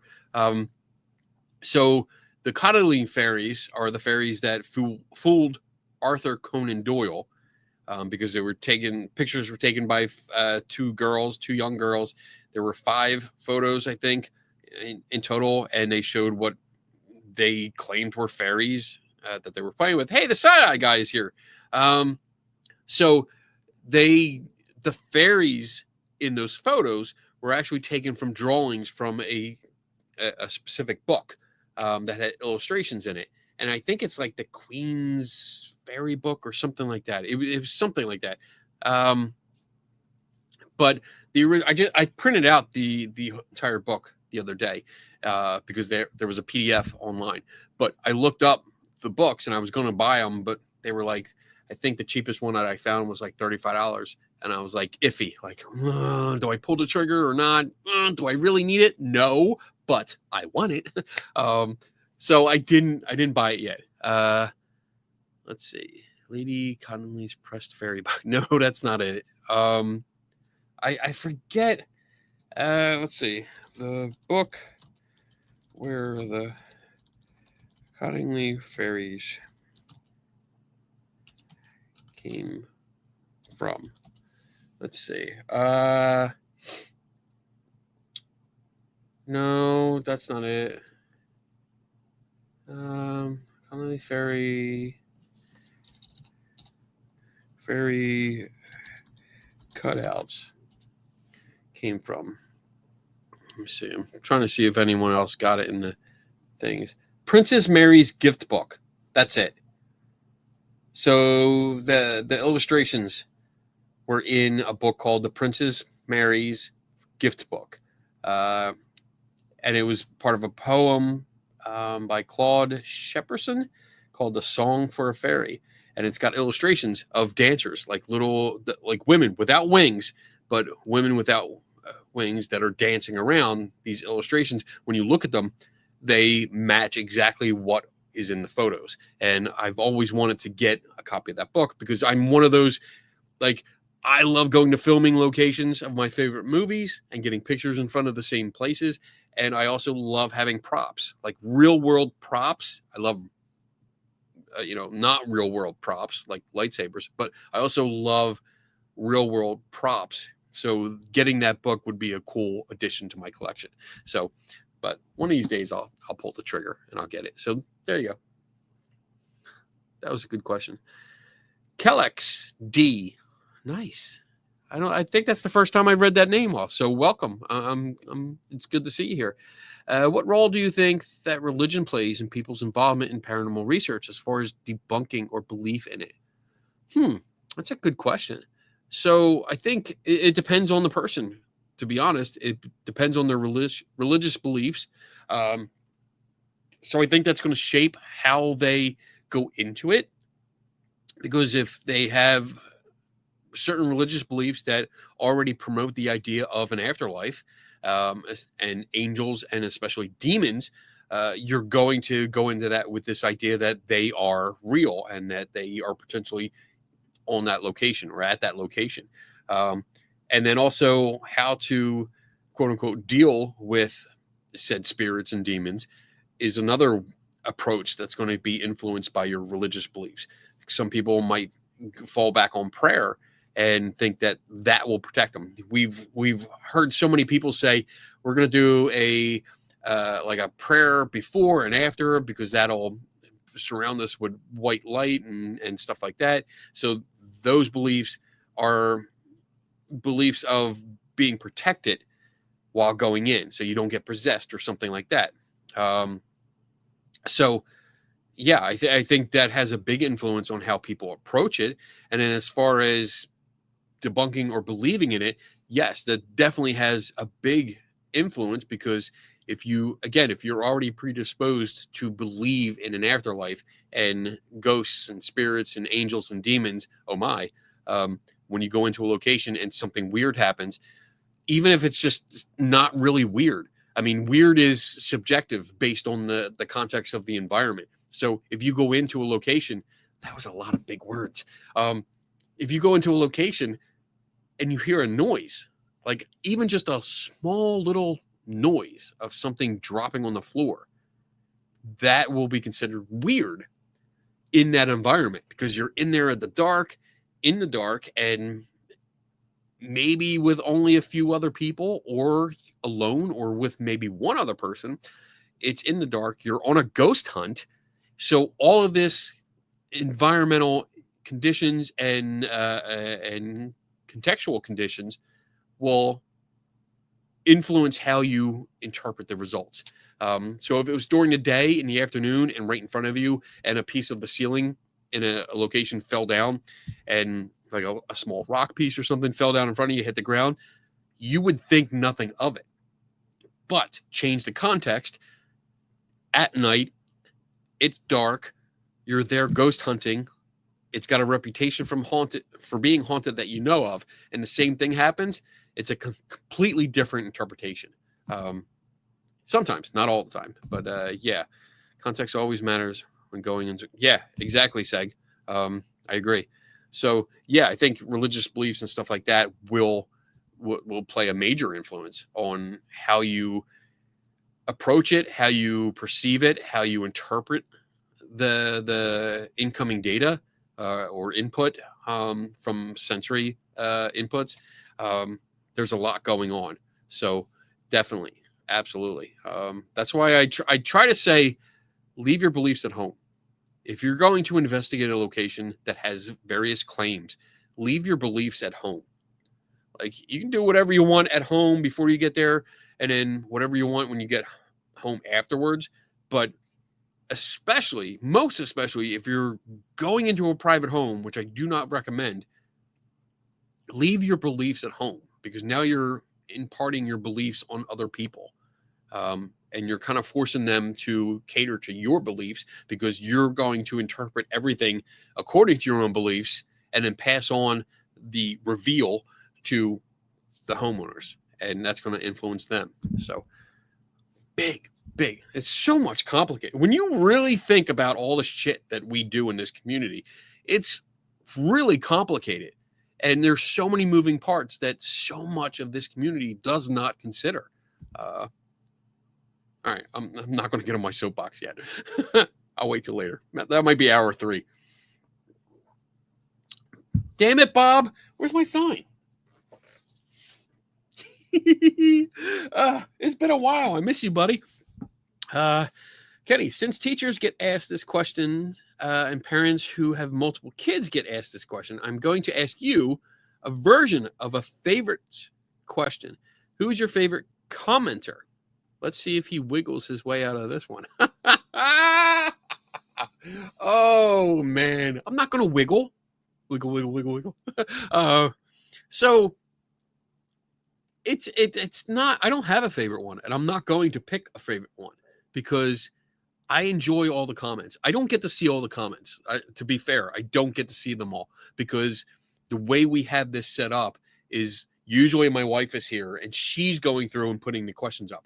And luckily I have Tim Vickers as a backup. So he's filling in for when Donna's gone, and he's doing that job where the questions are being put up. So I can focus on the questions rather than the comments. Not that I want to ignore the comments, but I just don't see them all. Sometimes I look over. I do look over a lot, and I'm sure you guys can see that. But I catch little question or comments here and there, or I see the profile pictures, the icons. So I recognize like when Seg is on and when John without an H is on, I recognize their profiles. So it's we all think we're the favorite one. That's right, Kit. So there's no favorites. But I enjoy engaging with everyone. I enjoy the questions because they make me think. And they make me think on my feet most times, because it's not, when I do articles, when I do videos, everything is prepared ahead of time. Wiggle, wiggle, wiggle. Wiggle, wiggle, wiggle. Ooh, wiggle, wiggle, wiggle. So I forgot the question. Can you put the question back up, Tim? I totally forgot where I was going with this. Oh my goodness. So yeah, I don't have a favorite commenter because everyone brings a different perspective. Everyone brings a different approach or an idea. Some of the questions are out in left field. The newcomers that come around for the first time, or if they've been lurking for several weeks, several shows, and they finally have a question that they post, and it's like, great, this is somebody new that I haven't engaged with, and they bring a different perspective, and it's really cool because it makes me think about something differently. I might give you the same spiel for routine questions over and over again, but if somebody comes up with a different version of that and adds a little gives a little hip to it, it's like, oh shit, that threw me for one. I haven't thought about that particular perspective. So let me ponder this, and I'll give you my ponder face.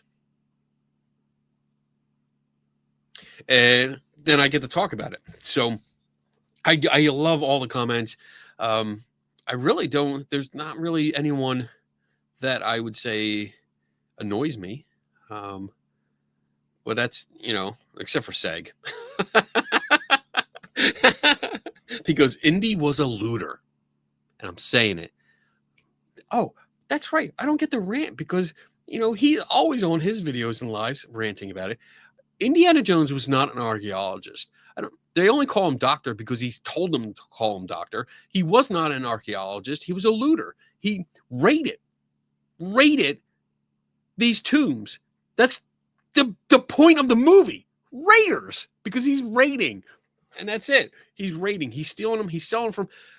We see him literally selling stuff for money for a plane ticket, so he can go raid another tomb. And there's no pictures. There's no dog. If you watch archaeologists, nothing. The movie and archaeology, completely different. Completely different. I said it. I still love the movie. Don't get me wrong.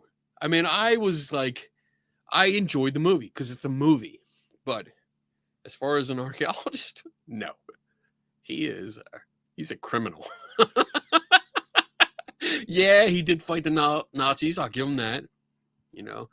Maybe he's like he's the anti-hero. I'll give him that. He's like a Punisher. Something like that. He's like a Punisher. He loots for profit, but once in a while he's on the right side of the fence.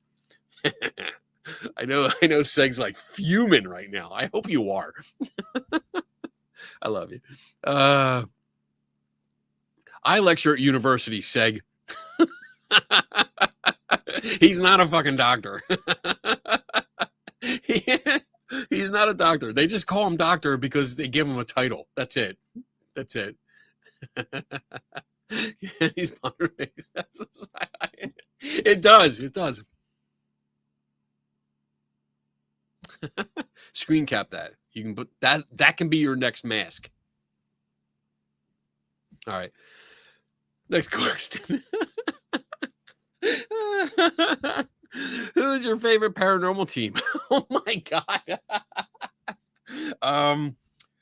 My favorite, it's not a team, it's one person, and it's the guy that was on Paranormal Inspector. That show, it was short-lived. If you've never seen it, oh my God. Let me see. Paranormal Inspector.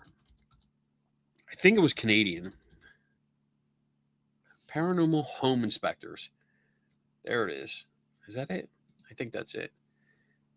And it was like they would send a psychic in, and then they would send a licensed home inspector in. I don't think so. I don't think this is it. And the home inspector would just like home inspect the shit out of it. And it was beautiful. It was brilliant. I loved it. So that was one of my favorite. And I will admit that. So yeah, obscure reference, man. You're right. The Scooby Gang was my original favorite team. That because they were able to solve mysteries in under a half hour. But I also remember I the first season of Ghost Brothers. I thoroughly enjoyed it because it was funny. They didn't take themselves seriously. They made jokes, and it was like that. Some of the jokes were definitely on the edge of things, but it was funny. And it was all in good spirit.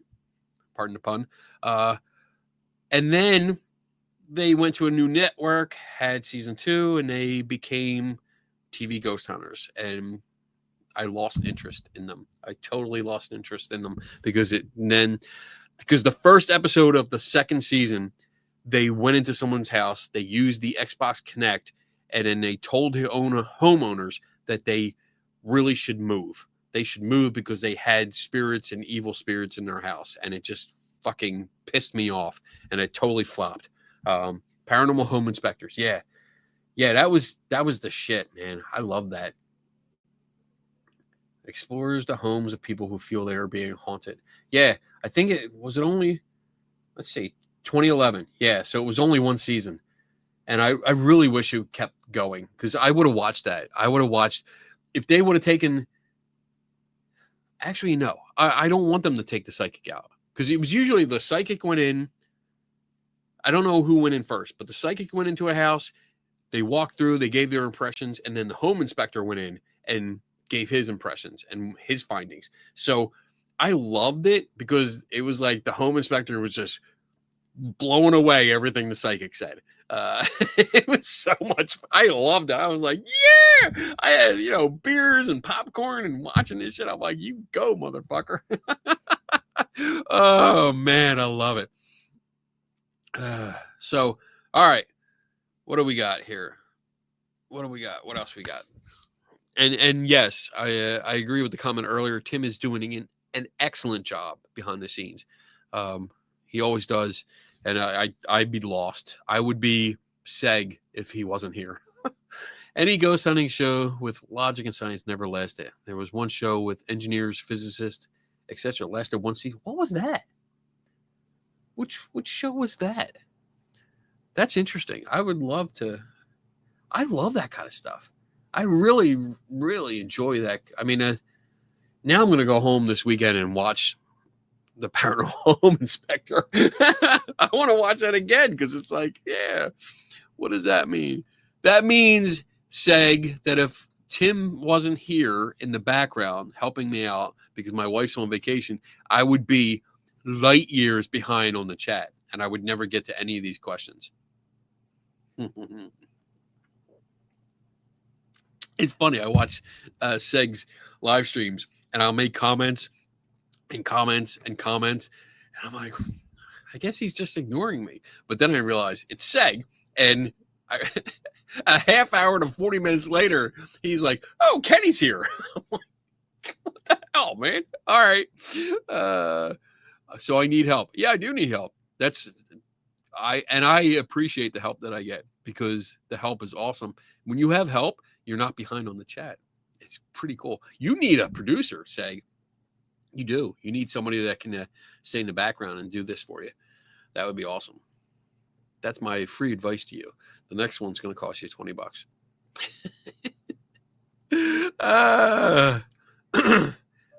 I also, yeah, Tim Vickers is also security. Oh man. Ooh, what's this? Church. Oh, I'm getting emails. Someone's angry. I'm not gonna show you, but someone is angry because I debunked one of their photos earlier today, and they're angry that I did. Ooh, there's a few F words in there. Oh my goodness. I love when people get mad. All right. What else we got, Tim?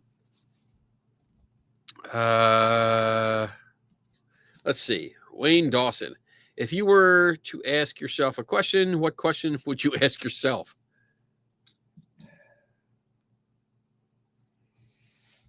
Why are you so damn awesome? No, I don't know. I ask myself a question. I do that every day. I honestly sit here and talk to myself. Throughout the day, I'm constantly talking. It looks like I might be talking to the screens, but I'm talking to myself all the time. And I ask myself, I think so. Talking to yourself is not so bad. It's not like a sign of insanity or anything like that. I mean, in some cases it is, but for the most part, as I see it, is I'm working out the problem because sometimes I can sit there and I stare off into space. If I'm really thinking about stuff, I will do my ponder face, like, and I won't move because I'm thinking, I'm putting everything into thinking about this. But I also find that talking out loud helps solve the problem, helps put some of the issues that I'm dealing with into perspective because I'm getting in them out loud. I ask myself, why do I talk to Kenny? Because you love me. You love me. And I love you back. You're a good guy. I like Seg. We give each other shit because we get along so well. Again, 7 hours in a car arguing about Indiana Jones. I mean, you got to be friends if you're going to do that and survive. But yeah, I mean, I do talk to myself. I do yell at myself sometimes. If I get something wrong, I'm like, you stupid fuck. Why? And I will yell at myself like I'm yelling at another adult. But I do talk to myself a lot. How the hell did I get done at the environment? Yeah, I know. It's drugs. But yeah, I think talking to yourself actually gets the problem out there. It gets some details out there. It sounds different. How many times? So let me ask you this, everyone that's watching. How many times have you started to try to explain something or say something and realize as you're saying it, this sounds dumb? And the only way you realize that is to actually say it out loud. So sometimes I'm sitting here, like if I'm practicing a lecture that's coming up, or if I get a question from somebody from an email and I'm thinking about, like, I'm writing up a response. I always talk it out because I want to hear what it sounds like, because I'm reading emails. When I read any kind of response to myself or to me, I read it in my head. I hear a voice. I hear my own voice in my head. So I want to make sure it doesn't sound dumb. And it also helps me just work out the problem. So I don't mind talking to myself. And I'm not ashamed of it either. It also helps when people are like, when you're in a public place and you just start talking to yourself, you know, and you, like, especially if you're in a public place, like an airport or something, and you want the seat next to you, just start talking to yourself. I mean, that's a great way to get people to move. All right. What else we got? Cree Storm. with kids turning to AI so much to help them in troubled times that they are going to lose critical thinking. With kids turning to AI so much to help them in troubled times that they are going to lose critical thinking, especially when it comes to the next generation. What can be done? Encourage. I think the solution. You can't just tell kids not to do things, because we all know growing up, when we're told not to do something, we fucking do it. That's what we want to do. So don't just outright tell them not to do something, but teach them how to use that tool. I use AI. I use AI, not AI. I use AI when I'm trying to reword something. If I have all the information, sometimes I have like too long of a paragraph, or I have a page of information, and I will copy and paste that into my chat GPT and say, can you condense this so that it still makes sense, but it's still my style, and it will spit out something so it's shorter. And I do that because I have a lot of information. Sometimes I have to condense it to get into space restraints. No. I still do lots of stuff that I'm not supposed to. And I mean, we saw some of it, like even during my big meeting, when people were like, don't do that. I want to do it now. That's all I want to do. But yeah, I mean, teach them how to use it. It's a tool like anything else. If you're using Ancestry, I mean, that's a tool that helps you find records much faster. Is it cheating? No. ChatGPT, yes. I know there's more leaning towards it's a way to cheat, because kids can just put in, write me a report in this style on this subject. So maybe that comes into more of parental guidance and oversight. Like, don't cross the line where you're micromanaging your kids, but it's still a job as a parent, in my opinion, to know what they're doing and understand how they're getting the information or what they're doing with the information, and still be a part of their lives. Parents and kids are not supposed to be just friends, because you are parents and kids. So yeah, you can be friendly, have a great relationship. I encourage that, but also you got to remember you're the parent, and you need to parent sometimes. So I would say, like, just be aware of what they're doing, talk about it, ask them what they're doing, how they're doing it,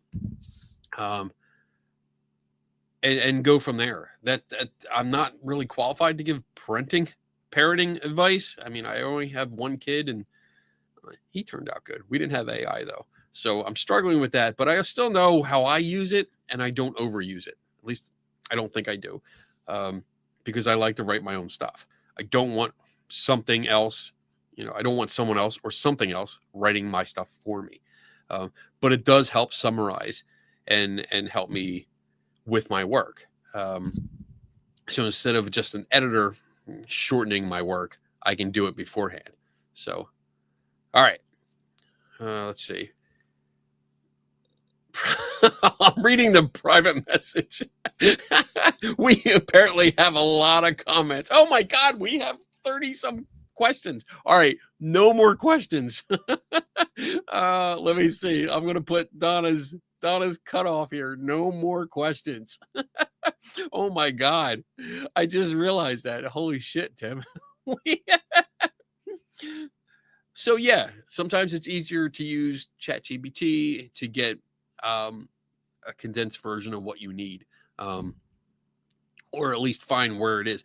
But even with that, I still, again, going back to the trust thing, I verify. Even if I get information that I asked ChatGPT to give me, I still verify it. I verify what it gave me to make sure that it's accurate, the dates are right, or that I reread everything. I don't just cut and paste. I reread everything if it just condenses my work so that I understand it and it still makes sense to me, and it still gets the point across. If it doesn't, then I will add stuff back to it. So yeah, Chat GPT still gets things wrong. And it does. It still does. Even today, I was using it today, asking it some questions, and it was giving me not I wouldn't say it was giving me inaccurate factual information, but the way it was presenting it, it was in a different context. So it was giving it a different meaning, which I didn't like and I didn't agree with, and it didn't work. So I scrapped it. So, all right. Good. Kenny, have you looked back on your family tree? No. My mother does that. My mother has actually like gone through, but I haven't done my own family tree, and I don't want to sound mean, but I'm just not interested.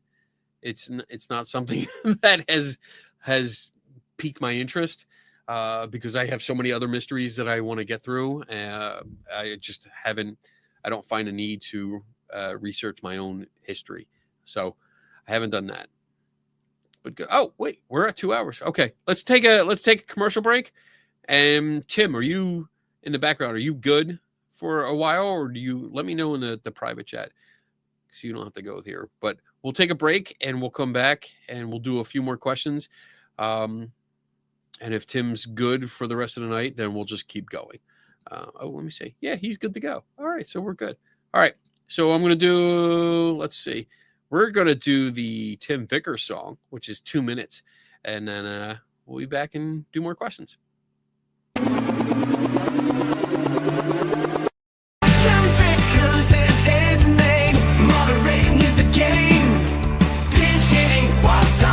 Away. He's a tortured soul with a single goal to keep the trash trolls at bay. Let's the show go into hour 3 or 4, but if you really will show you the door. You've been figured, you've been figured, you've been figured, you've been figured. Tim loves physics, history, animals, and a good mystery. Misconceptions he loves to slay. He's an easygoing chap, goes and boring a tiara or a cat. Cat skeptical talks all day. Let the show go into hour 3 or 4, but if you really will show you the door. You've been figured, you've been figured so long. You've been figured, you've been figured.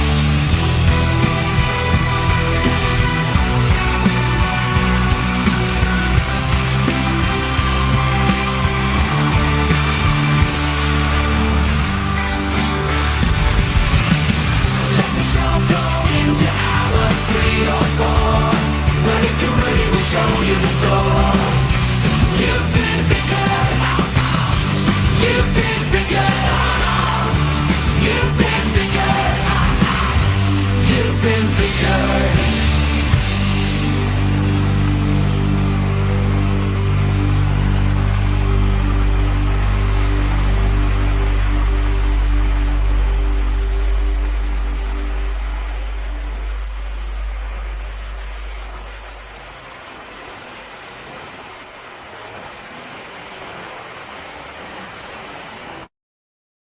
I'm just reading through the comments here. Oh, welcome back. But I agree, Cree, that it is scary because the kids today might not be thinking for their own because they're depending too much on somebody else to do the work for them, and that's a scary thought for like across the board. You know, we have GPS. It's funny. I was thinking about this today. We have GPS to take us wherever we need to go. And yet growing up, I was always used to using either paper maps to try to find locations myself and how to get there, or learning the neighborhood, learning the streets. Because I've been up here in Buffalo for 3 years now, and I'm still using GPS to go places that are 20 minutes away. Because I relied on it so much, I've lost that ability to remember where things are. I am getting used to it, and I have recently stopped in the last like 2 weeks. I've stopped using it and kind of just looked on the map here, figured out where it was, and then gotten in the car and gone because I want to go. I want to learn the area. But you're right. It's when I say, teaching the kids that it's a tool and maybe some ways to use these tools, don't lose sight of doing the work yourself, finding the information, doing the research, show your work. That's something we preach on this show. Show your work. I asked for cited references. Each serious question I ask GPT and then check them. Yes, definitely. I don't encourage to just to use Chat GPT for like, hey, tell me about this.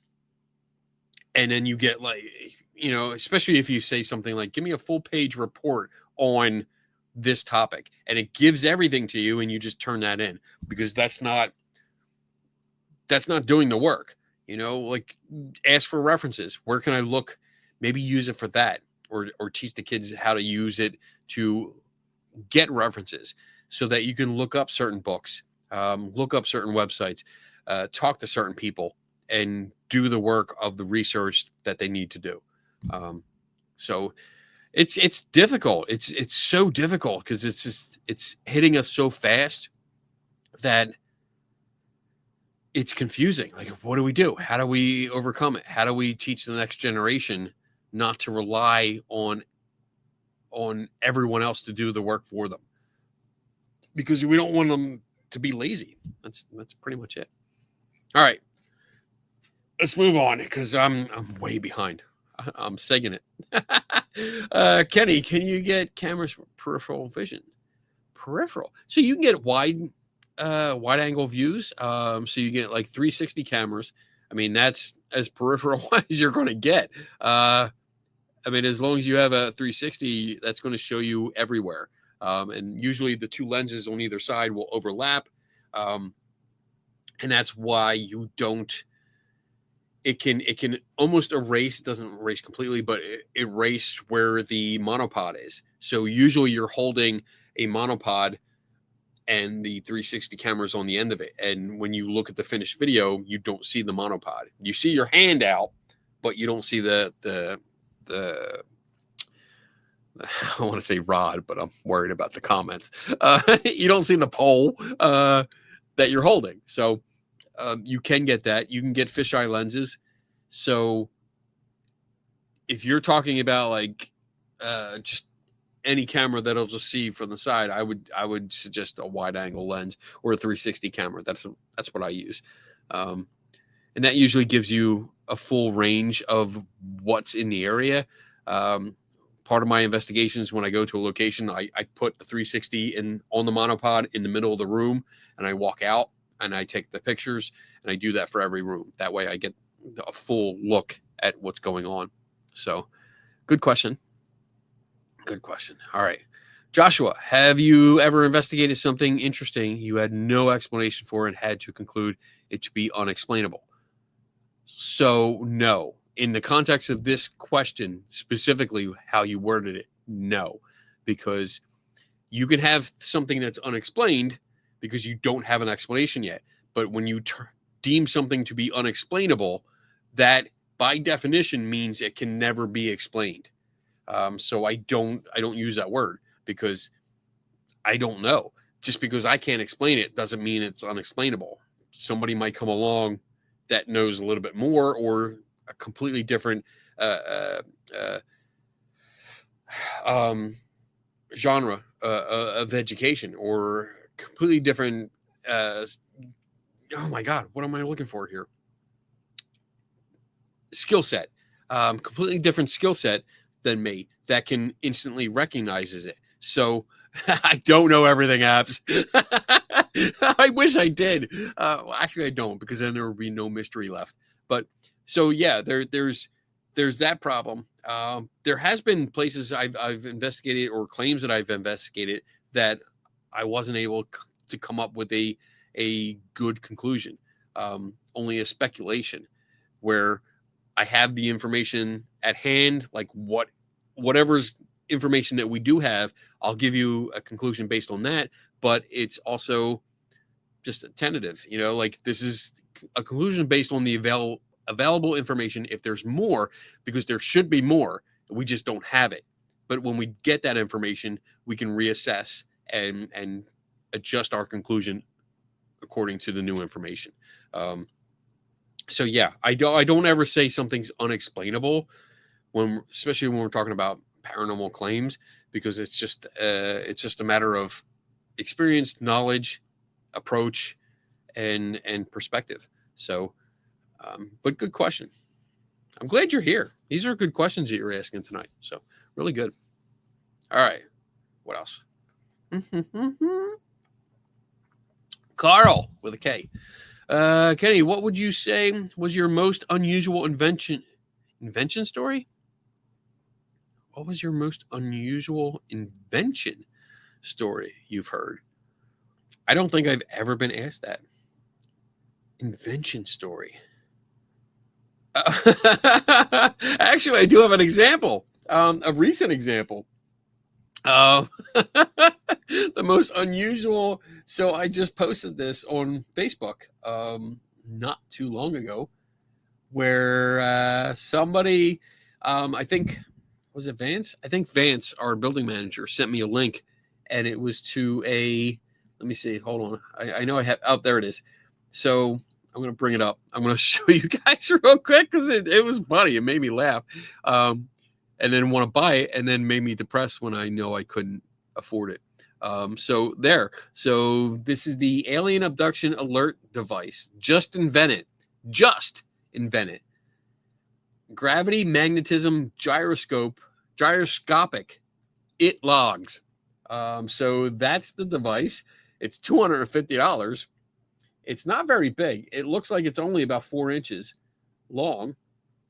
Let me see here. Let me get this bigger. There we go. So that's what it looks like. There's not much to it. And I know it doesn't do shit. Like, this is a speaker. That's all that is. This also looks like a speaker. From the side, there is no side view, so I can't tell exactly what it is. But I have speakers that look like that in my hardware shop. So I don't know what they are. These look like just little buttons and a basic display. So it's funny. I'm pretty sure that's a Raspberry Pi by the size of that screen. But yeah, I mean, that's all it is. I'll go through the picture so you can see it. Oh wait, is that opened? I didn't see this picture before. So there you go. I guess. Oh yeah, look, that's the button on top there. They just don't have the side picture of the speaker, the other speaker. Let me see here. That's it. Yeah, they don't have any close-ups of what this thing is. But I'm pretty sure this is a speaker because this looks exactly like what's in the REM pod, what they use in the REM pod, the top of it. And that also looks like a speaker that I have. So, but yeah, that's the most interesting thing that I've seen so far. But yeah, that's right. Like, now that I see the inside of it, like, oh, all right. This picture wasn't included before, I think. That's a battery. All right. I have part numbers. I can get that. They open it because they know Kenny will get on and cut it to show what it does. This is an attempt to get Kenny to leave it alone. I would not argue that. Now I'm more interested to see the background here, because this up here looks like a Confederate bill, and this looks like it might says Confederate note. Miss Emily. Now I'm curious about what's on this desk more than I am of the alien abduction device. Oh shit. All right. Take me to church. So that is the answer to your question. That is the most interesting thing that I've seen so far in a while. And I would love to get one, but I am not spending $250 to buy that. So good question. Oh, the shit that I see. Friday House. What camera or set of cameras should an investigator aim to collect? Depends on what you want to do. Like I love photography. I am enthusiast, so I collect cameras. I have a full collection of cameras. You can see just off the edge of the screen here under Donna. There's a whole shelf of box cameras that I have here. Well, actually, it's two shelves, 3 shelves. Yes, 3 shelves of box cameras over there. Like I said, a whole line of Polaroids and different cameras over the years, going back to 1902. I have glass plate, film, disc, slides, glass slides, positive slides. I have so much here. It depends on what you want. So if you're looking for like a DVR system to cover an area, I would say I always recommend make sure you get a DVR system with maximum amount of cameras that you can attach, as long as you have the frame rate that's equivalent to 30 frames per second per camera. Because they used to sell kits, where it was like you can attach 8 cameras to the system, but the total frame rate of the system was only like 15 frames per second. And if you have that, you're going to get a choppy image. It's going to look like shit. I have 8 cameras DVR. So what is the frame rate maximum on you? So at 30 frames per second per camera, 30, 60, 120, 240. You should have a maximum capacity of 240 frames per second for the entire system in order to achieve 30 frames per second. If you don't, you're getting subpar quality because it's going to be choppy. You're not going to get fluid motion, and you're going to miss stuff. You're going to miss some detail. So let's see. Kenny needs to do a 24-hour live. No. Maybe. We'll see. Yeah, you're Kamoon. A lot of the models of DVR systems, when you got them at like Sam's Club or BJ's or something like that, they were usually cheaper versions that gave you not enough frame rate. Definitely not. You had to go for a higher end. Like the system that I have that I take with me, I can do 8 cameras, and it does max out at 30 frames per second per camera, which is great. That's what I want. And it's very easy to set up. So if you don't have that, consider maybe upgrading to another system just so you have that detail. Because in this community, details matter. In an investigation, details matter. Reacher, awesome show. Definitely need as much detail as possible. So if you go with lower quality, it's going to show. So when you have video that you post online, it's going to be pixelated. It's going to be blurry. It's not going to be very smooth. It's going to be choppy. And then that's going to bring up questions and also a lot of doubt because it's like we can't see everything. So better quality, highest resolution, and then high frame rate. I mean, if you can get 60 frames per second, that's even better per camera. That's amazing. So, but really good question. Really good question. All right. Cree Storm. I know when I do research, I often find myself going down rabbit holes. Me too. Totally there. And the next thing I know, 5 hours are gone. How do you stop yourself from doing that? I'm sorry. Stop yourself? I don't understand that. I don't understand what that means because I do not. I simply don't. There's been several nights that I've been here and some topic has come up where it's been so interesting that if Donna's on vacation, I will be here all night, and I might go home at like 4 a.m. because I've been here. I'm already in front of here, and I have the idea of like, oh, I'll just look it up real quick, and then 4 or 5 hours later, I'm like, oh shit, I need to get home. I gotta let the dog out, like something like that. But I don't see it as a bad thing anymore. I used to. And I think also I would wager that my wife would see it as a bad thing because I would get obsessed, but that is me. That's who I am. I can try to change, but it's not going to be me. And like when you have certain aspects or attributes of yourself and you ignore them, you stop becoming you. So I know this is a part of me. I know I get obsessed with things, but it is who I am and what I do. So I don't try to ignore it, because if I do, it probably would make me sad and I would not be a happy person. Um, so I use it, and I've used it in such a way that I've become more efficient at what I do. So it doesn't take me as long. Sometimes it does. Don't get me wrong. Sometimes it still takes me 4 or 5 hours or weeks to do something, to get through an investigation. But some of the investigations that would take me 5 hours like 10 years ago now take half hour. I can really breeze through it because I know where to go. I know where to look. I know signs of what to keep going in certain directions and when to stop and go a different direction. It doesn't happen with everything, but it happens enough that I have that. So it works to my advantage. So, but I love the research. I love the thrill, especially as I mentioned earlier, when I get into the like a person's life and I start learning what they did in their life 100 years ago.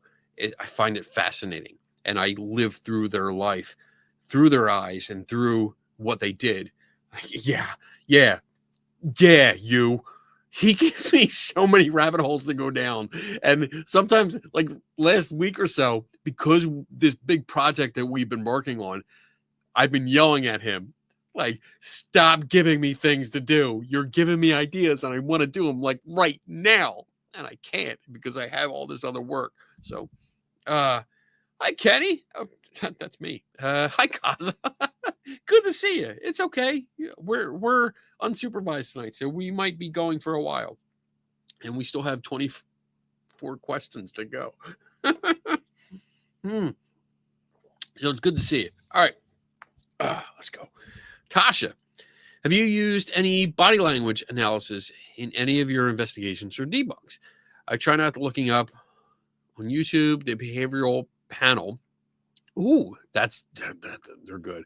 Behavioral arts, Scott Ross, Chase Hughes, possible use. Okay, so I do use it when I am investigating. Well, when I'm interviewing people, I do look for it. I don't rely on it because I think we touched on this a few shows ago. We touched on it, or I was on somebody else's show. That's what it was. I was on somebody else's live stream, and we were talking about body language and stuff like that. And there are certain things I look for if I look for a change in personality. So when you interview someone, you talk to them first. Like, at least my approach is I talk to them, we get to know each other, little chit chat, little not banter, but like friendly conversation. Like, so what's your name? How long you been here? What do you do for fun? What do you do for hobbies? What's your job? This and that. Very standard questions that are easy to answer, and it kind of loosens the mood. It breaks the ice. It does all that stuff to get somebody a little bit more comfortable with talking to you, especially if you relate stories or give information about yourself. And then you kind of get a baseline of how they answer questions. And again, I want to stress it's not always accurate, because this is not something that's foolproof. It is not something that's standard procedure. It's not something like that. It is basically, the part of my job, body language is not 100% reliable. Context means so much. Yes, because somebody could be nervous because they are being interviewed. Somebody could be nervous because they are worried about what questions you're going to ask them, not because they're guilty of something or not because they're making stuff up, which is also why someone might be nervous. So you have to take that into account. If someone's sweating because they're being interviewed, it doesn't mean they're lying to you. It could be that they're just naturally nervous about being interviewed and they're uncomfortable talking to someone that they don't know. People fidget, people squirm in their seat because they're uncomfortable, not because they're lying, but because they're uncomfortable. That's it. So that's why it's important to establish some kind of baseline to get an idea of how they would react to you normally, and then also to get them more comfortable with you. But again, it is not 100% accurate. We can make mistakes. So it's for me, it's more if I see something that strays from that baseline that I've already tried to establish, then I will ask more questions, more pointed questions, more clarifying questions on that particular topic. Because if I'm picking up on something like, they seem to have shifted different, like their personality shifted, the way they're interacting with me has shifted, something's off. I hit a nerve. Let me explore this and make sure that I did hit a nerve, and it's 50-50. Sometimes I'm right, sometimes I'm wrong, and it's just because they, maybe they realized what time it was, and now they're like, oh shit, I'm going to be late for something. I got to wrap this interview up. Or maybe I said something that offended them. I mean, I have been known to say something people don't like sometimes. So maybe that happened and it's my fault, not theirs. And it's not a condition of the experience. It's just, I said something, they didn't like it.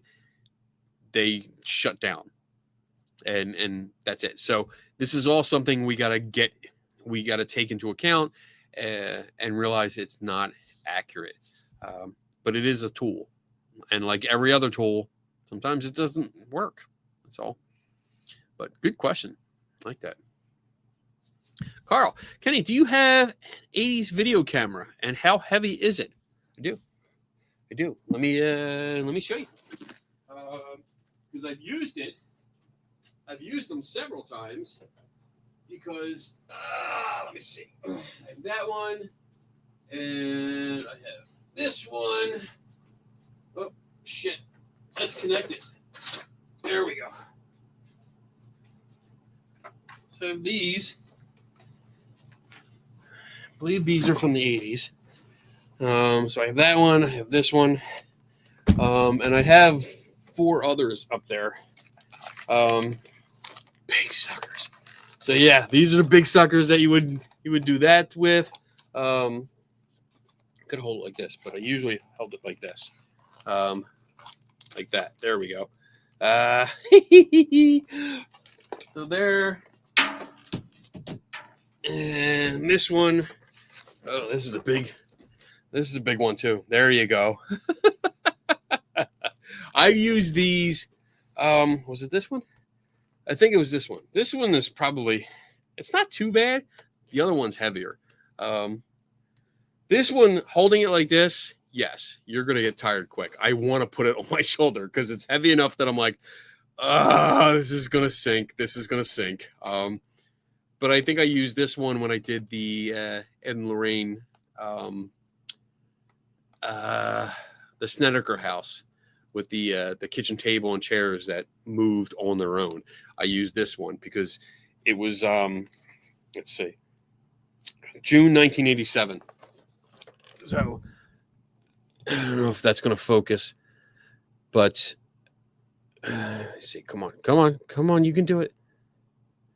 It's not going to do it, but the date stamped down here says June of 1987. So, and that was the same year. So it worked out great. Put a VHS tape in it and filmed. Because, yes, I still have VHS tapes. I don't have any over here. I used to have them over here, but I don't have them now. So there you go. Yeah, so I have them from the 80s, the 90s, 2000s, and then more current ones. Because I collect those too. Because it's interesting to see how they work and just what they look like and all that kind of stuff. So, love it. What are you sending me? Kenny, man, how many musical instruments can you play? I'm a genius with a triangle. I don't have any.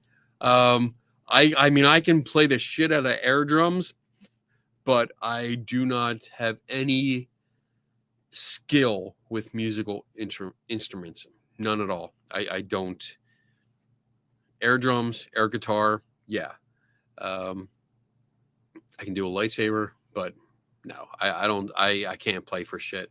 But I appreciate it. I appreciate people that can. I wish I could play like the piano. I think that would be interesting. But no, I can't. Wish I could. All right. I have one of those old video cameras too. I should recycle it already. Yeah, well, you can send it here. I'll take it. Because recycling, I don't think they can recycle these. It would just go into a landfill. There's not much you can do. There you go. But yeah, I mean, if it's not one that I have, especially if it's not one that I have, I will gladly take it. Because it adds to my collection. Because you never know. Like part of what I do is like having reference material. So whether it's 1,000 books or different cameras, like 1,000 cameras, because I'm getting pretty close. I probably have over the 500 mark when it comes to cameras, both still and video. But having them lets me look at historical accounts. So if people bring up a ghost story or paranormal story or UFO or miracle, whatever that happened in the 40s, 50s, 60s, whatever, and I can find out what camera they used. I can look it up and have that camera ready and take a look at it, see what the lens was, see how it worked, how it operated, what kind of effects or options did it have? Did it have any? What kind of manual control did it have? And that helps you understand it better and understand what might have happened. More cameras than books. No, I definitely have more books than cameras. Because I definitely have well over, like, I think the last time I counted was 2,000 books. And that was before I moved up here. So yeah, I know I have a good deal more. But we'll see. I'm waiting for that intern to come in here and start cataloging my collection. Obscure reference, man. Looking at you. All right. Can any of you witness the Marfa lights? What do you think they could be? I have not seen them. Marfa lights. Mysterious, unexplained, luminous orbs that appear on the horizon near Marfa, Texas. These lights have been subject of fascination. What are they? Orbs changing colors, typically seen southeast of Marfa. Lights are often observed at night, particularly after sunset. Theories. Let's see. Some theories suggest the lights are a result of atmospheric conditions, such as I'm going to butcher this. I'm just going to get ready to drink. Novaya Zemlya effect. Light bending due to their air layer. Oh my God. Light bending due to air layers. Or piezoelectric charges. I can say piezoelectric, but I can't say the other words. In the rock formations. Car headlights. Others believe the lights are simply headlights. Of course, Marfa lights have been proven to be headlights by a bunch of drunk college students. Well, there you go. I mean, most of the time, these mysterious lights, especially when you're dealing with long distances, usually are attributed to headlights. But yeah, yeah. I'm not gonna go any further with. You know what? I'm gonna write it down because I'm kind of interested. I want to see what the literature is on that. All right. Julie N. Hello. How can you film with an action camera in low light? So you usually bump up the ISO. And it depends on how low the light is and what kind of camera you use. So for me, I would definitely bump up the ISO because that gives you more sensitivity. and then, yeah, go from there, and just adjust accordingly, depending on what the action is. Like, what action are we talking about? Are we talking about like NASCAR, or are we talking about birds in flight, or are we talking about like people just at a playground or something like that? It really depends on the scene that you're doing, and how much light there is, and how far away your subject matter is. That's also important, because the further away they are, the more motion blur you're going to get. Yeah, and high quality lens too. Definitely want a high quality lens. All right. Next question. Thanks, Tim. Tim's doing a great job behind the scenes. Midnight. Hello. Hey, KB. Hello, Midnight. I love your latest article on SI. How do you feel about one of the lead investigators in the case? I think it was John Dial, believing in the psychic story. So I think the problem is, like, one of the issues that I had with the last article, and I think you're talking about the Salt Lake City missing person case, the college student. So one of the problems that I had is that the mention of the psychic is in the mother's journal. Mother passed away several years ago, and sometime, I believe in the 90s, the mother was in Salt Lake City, probably trying to follow up on the case, because they didn't live in Utah. So the only reason I can imagine she was there was to follow up the case and maybe do some searching and stuff like that. But she went to a store and she met someone, a store clerk, that claimed to be psychic. So the only knowledge that we have about this alleged psychic is in the mother's journal. She writes about it, and it looks like it's very short. Basically what you read in the article, in my article, which is copied directly from the press release. According to the officer that I spoke to, that was basically what was in the journal.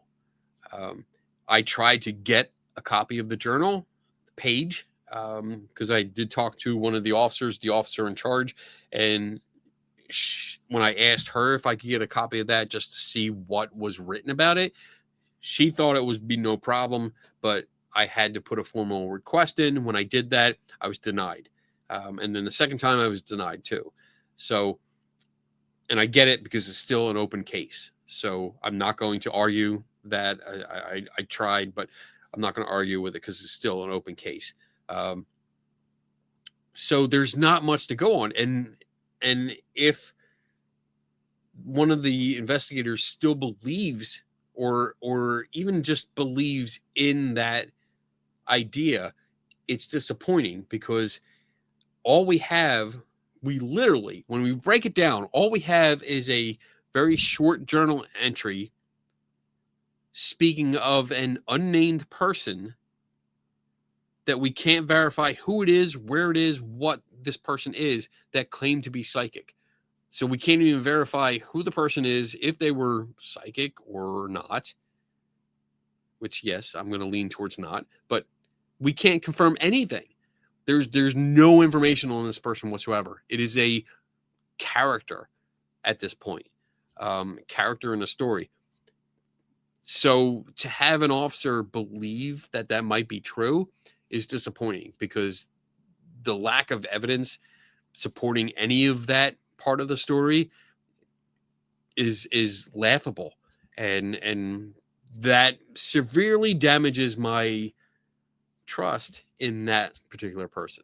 So I hope that made it clear. I don't want to speak ill. I mean, the officer that I did talk to was very nice and very helpful. She was very forthcoming, and gave me a lot of information, which I also passed along in the article. So, but yeah, it's kind of disappointing when it's like, oh, I believe it because of what? There's no evidence whatsoever.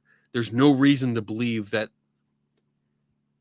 what transpired. And I think I mentioned in the article, like, there is no mention in the journal entry of what what was said.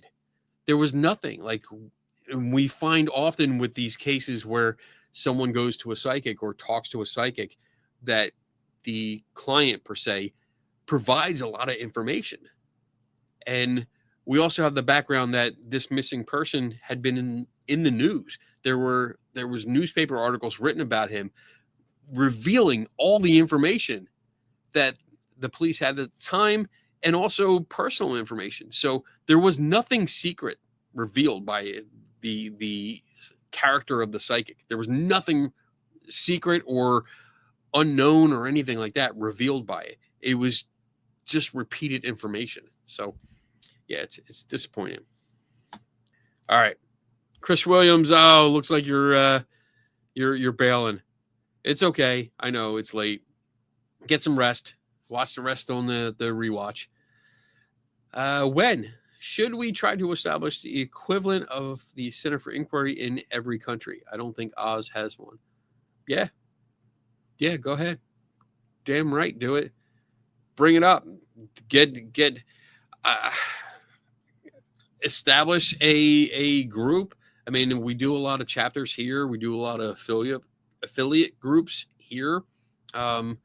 Daniel Reed, who is a good friend of the show, he was on last week. He has an affiliate group in West Virginia, so you can start that way, and then reach out to Eric Shaver, who is Eric Behind the Wall here, and he might be able to give you some pointers about starting a group, starting a affiliate, or getting at least a group together to start paving the way for that.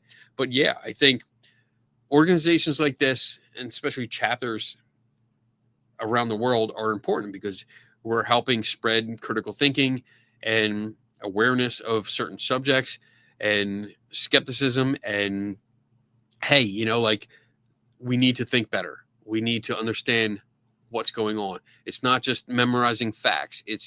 We need to understand how to think. And even though we are comfortable with ourselves, we all don't know really how to think good. And it's not an insult. It's just, there's so much information out there.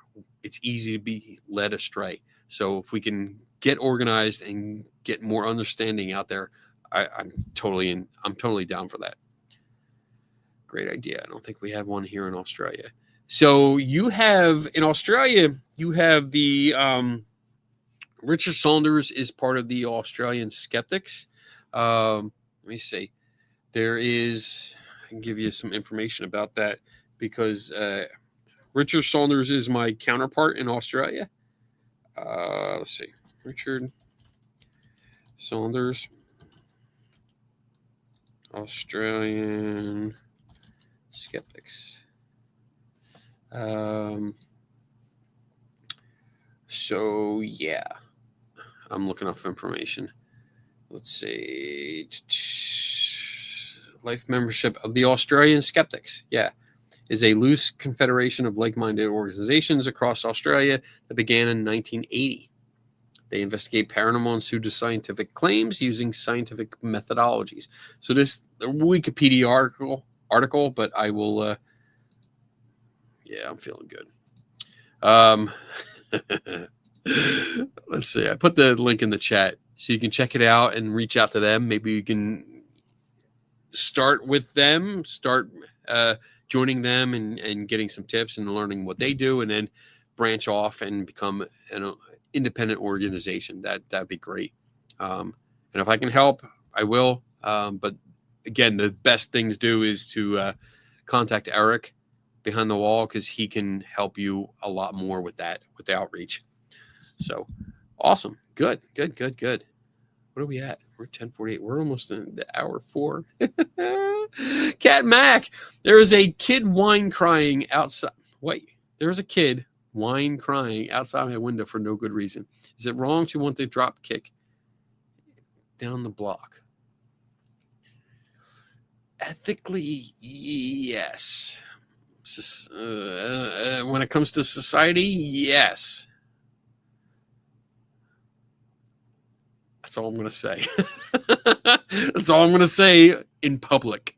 I mean, I would be one to open the window and yell out, "Shut the fuck up." That's me, but I'm not going to tell you what to do.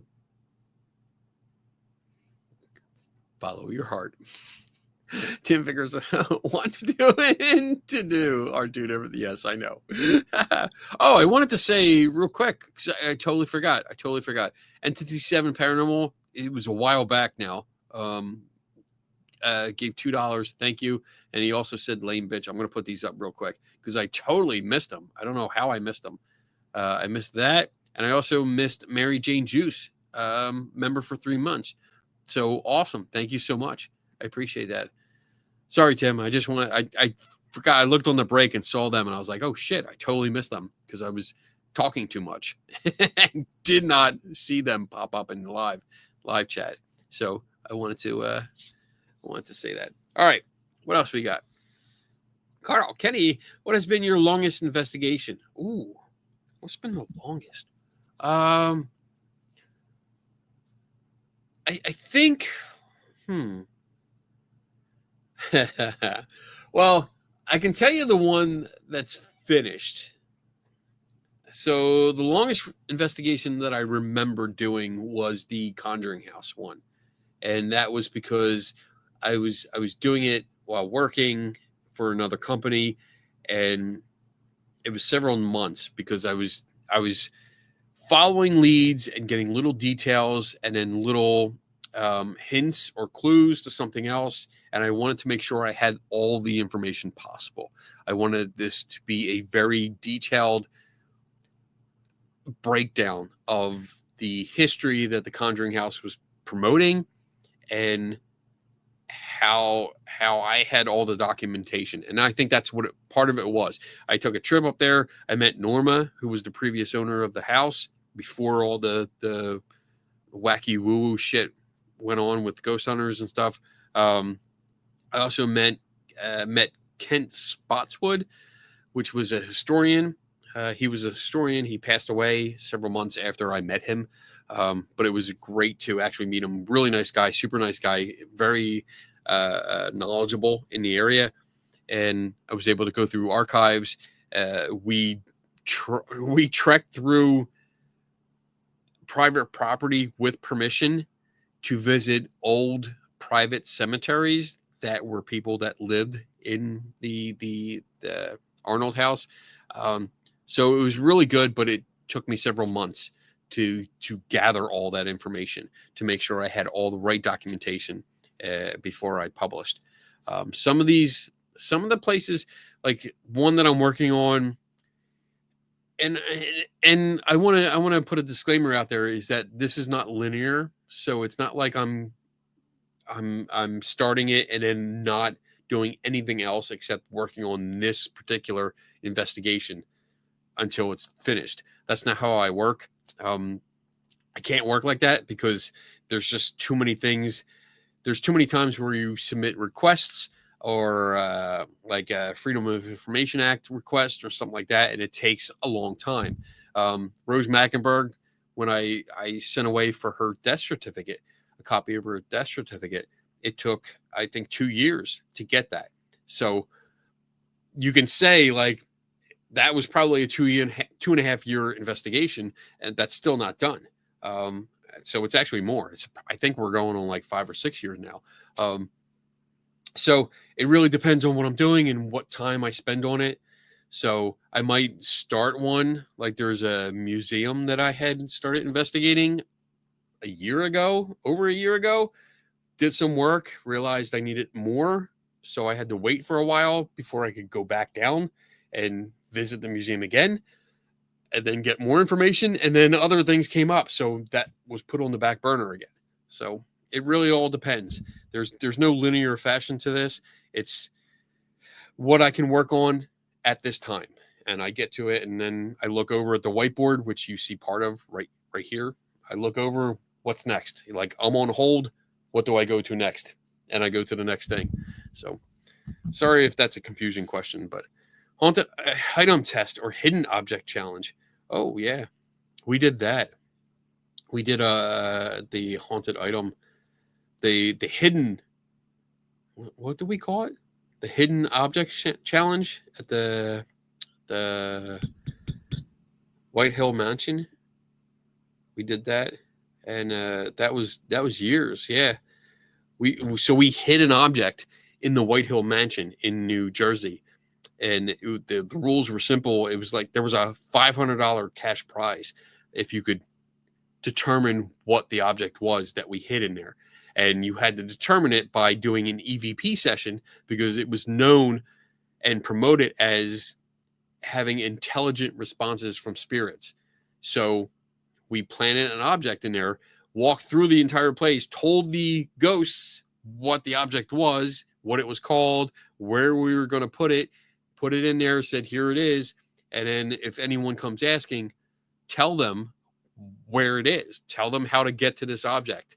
And we let that run for several years, and nobody could get it. Nobody got it. So we finally did end it because it was nobody was going to get it. And it was, oh my God, like 4 years, something like that. I think that ran, and nobody was able to figure out what it was. So it was over, but it was a fun experiment. It was good. It was kind of the experiment where you could set it up. That was all the work, really, set up and execution. And then you just let it run. And yeah, we let it run until it was like, all right, we should stop this because they're not going to do it. All right. What else we got? Carl, Kenny, do you think Travis Walton believes what he's seen? Is that a Skinwalker Ranch guy? Travis Walton. Oh, I have met this guy. This is the alien abduction story. Right? The Fire in the Sky. That's what it is. I did meet him. I met him several years ago at a UFO conference, and I talked to him. I can say, so I had a limited time with him, a limited interaction. So keep that in mind. But in my limited interaction with him, did I believe that he believes what happened? No, I don't. Again, like, it comes back to his mannerisms, the way he described things, the way he was nervous about asking or answering the same type of question. When you ask a question and rearrange it so that it's the same question, but just asked in a different way, his answers were inconsistent. So cursory review, no, I don't think he believes it. I think he knows that he concocted the story, but that's just me. I would love to be able to sit down and talk to him more, because again, this is speculation. I just don't buy it. But especially with other things that were happening at the time, like I know there was a prize offered for a legitimate UFO alien abduction story, and that was an incentive at the time because it was the exact time that this happened. So yeah, there's a lot of things there. I haven't looked into it for a while. Again, this was probably like 10 years ago that I talked to him at a UFO conference in Pennsylvania. Yeah, I mean, he was a nice guy. I bought a book. I think it's from him. I don't know where it is. I'm looking to see. I don't see it up there, but it was like, it was about orbs, and that really turned me off. Like orange orbs, and he was specific about orange orbs. So I was like, yeah, that's not a thing. But okay. Let's go. We're cutting away. We're chipping away at these questions. Kid Ford, Kenny, have you ever seen the movie called Jesus Christ Vampire Hunter? Oh my God. What the hell? Are you serious? Jesus Christ.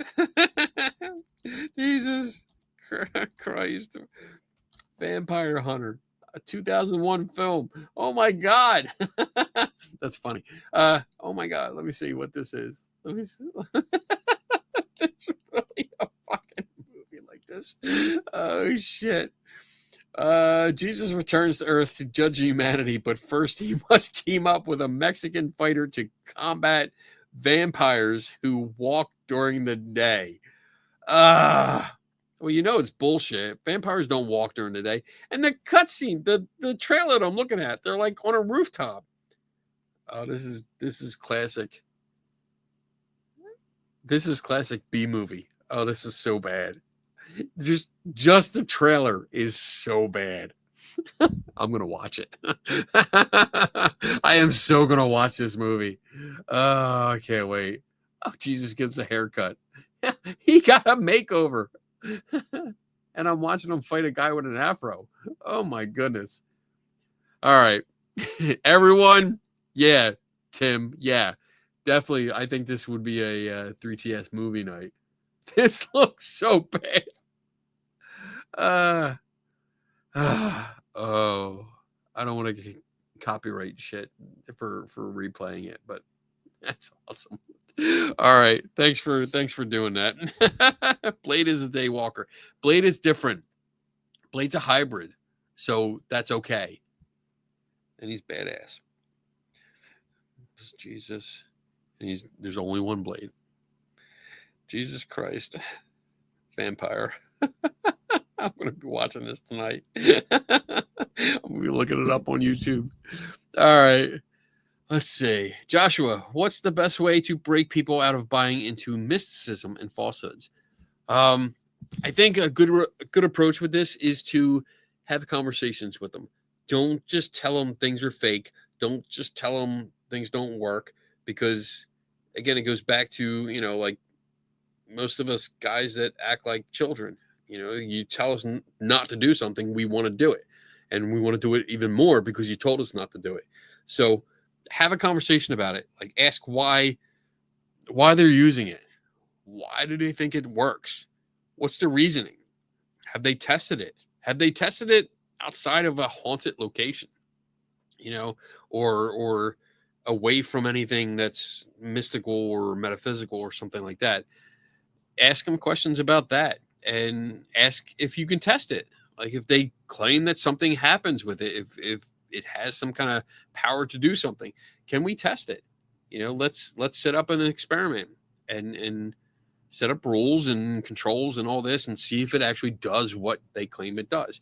And be polite about it. Be professional and polite, because that's the best way, I think, that you're going to not only open conversation, but keep the conversation going.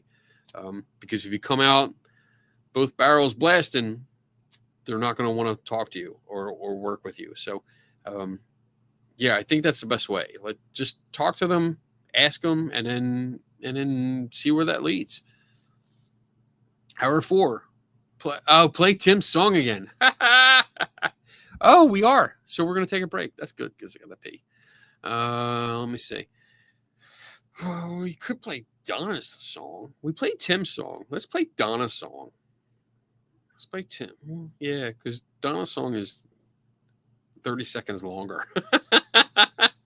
It's more time to pee. All right. So we'll be back here in 2 minutes and 35 seconds from now. In the skeptical help bar, there's a guiding star, keeping chats in line. She's the queen of the bar, with a wink and a smile. She keeps things flowing. Divine Donna's on the scene to keep you from trolling. Divine Donna, watch her keep the show on track.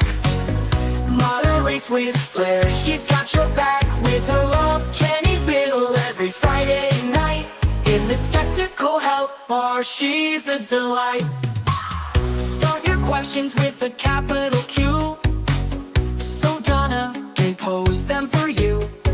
Follow the Swayze rule and be nice, or she'll kick you out for life. Divine Donna, watch her keep the show on track.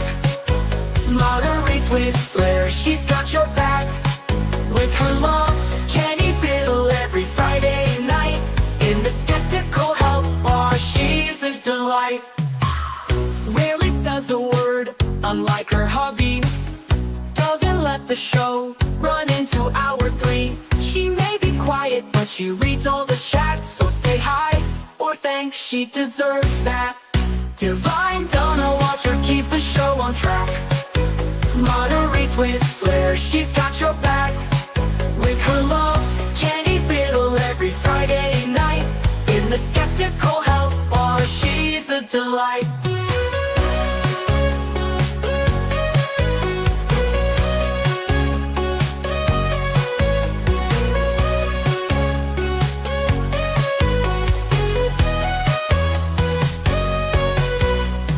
Rarely says a word, unlike her hubby. Doesn't let the show run into hour 3. She may be quiet, but she reads all the chats. So say hi or thanks, she deserves that. Divine, Donna, watch her keep the show on track. Moderates with flair, she's got your back. With her love, Kenny Biddle every Friday night. In the Skeptical Health Bar, she's a delight.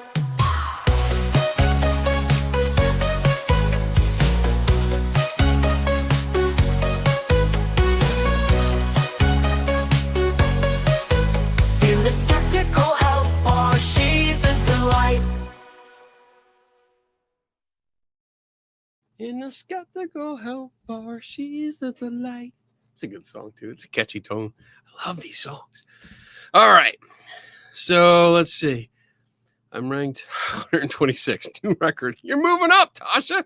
That's awesome. When is your next collaboration with Kev Kerr? Friday night. Yeah, I'm feeling buzzed. Just to let you know, I'm going to be slurring my words. Okay. Kev Kerr. I haven't talked to Kev in a while. Since the last time we actually got together on the Paranormal Monkey podcast. So I don't know. I'd like to have him. I wouldn't mind having him on again because he's really easy to talk to, really down to earth guy. I do appreciate his point of view and how he approaches things. He does have it with people in mind, you know, like especially if he does a private home. He's well aware of possible mental health issues and other issues like that. And if there's any sense of it at all, he will contact the appropriate authorities or have a wellness check done, which is good. I mean, that's really good. That's something that so many in this community do not consider. So many ghost hunters, I will say that the majority, I think, are enthusiastic about what they're doing, about this hobby and the potential. You get excited about things like that, new ideas and all that, but rarely do they consider the potential harm or the mental health of the client.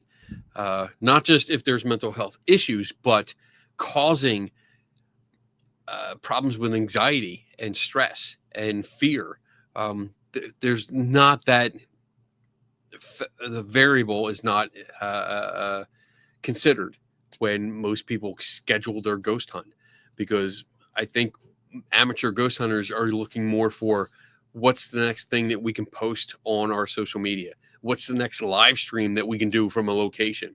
You know, what's the next YouTube video that we can do? They're not thinking about how is this going to affect the homeowner, which should be your first concern. That absolutely should be your first concern, not how many clicks or likes you're going to get.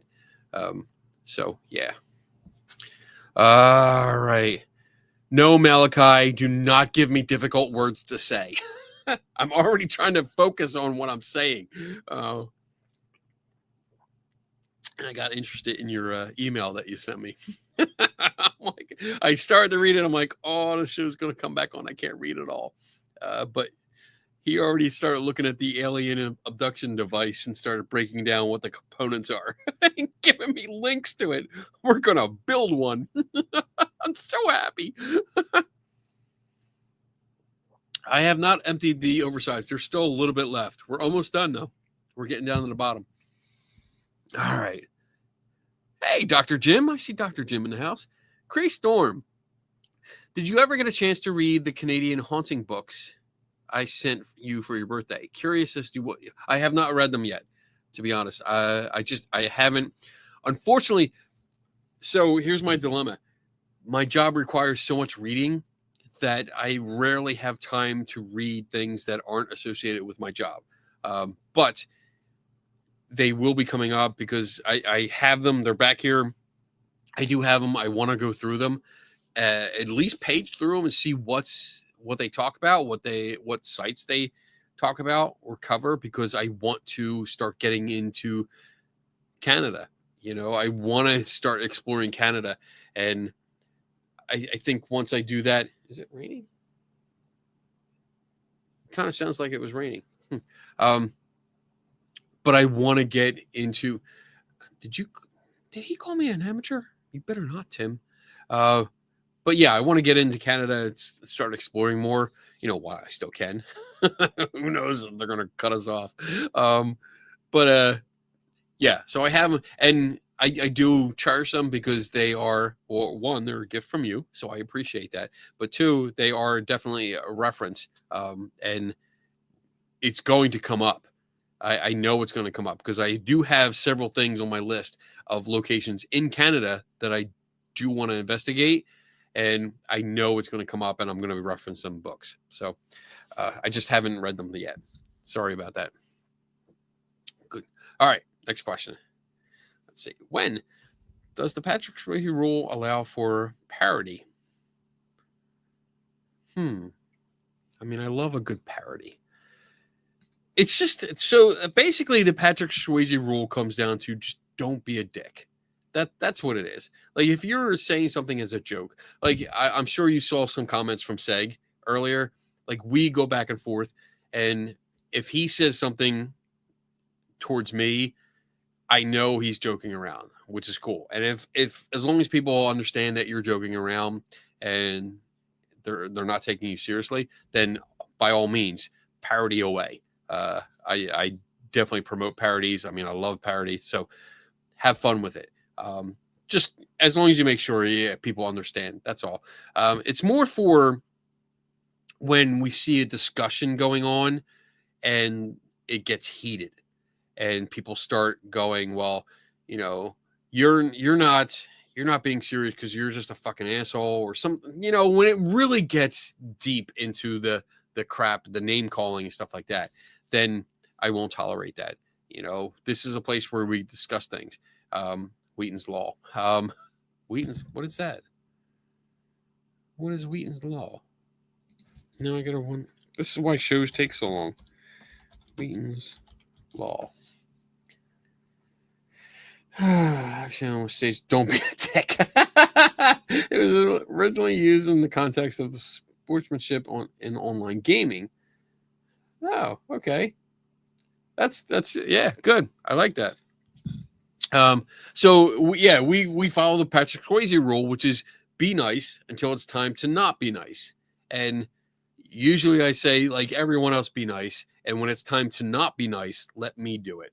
Okay. So that way, everyone in the chat, you continue on. You don't look like the bad guy. Let me be the bad guy. I'll take the hit. And that, because usually either Donna or Tim in the background is watching it, and if something comes up, they let me know. And like even during the break, or if it's during the show and somebody comes up that looks iffy or sketchy, like I'll see Donna off to the side. She'll do like a hand thing and look over, and she's like, right here, this person. And I'm like, oh yeah. As I'm talking, I'm like, yeah. And then I'll mute my mic and be like, kick that fucker out. So yeah. As long as it's parody, have fun. All right, what else we got? It's fun. Carl, can he have the police ever called you to help in paranormal investigation? No.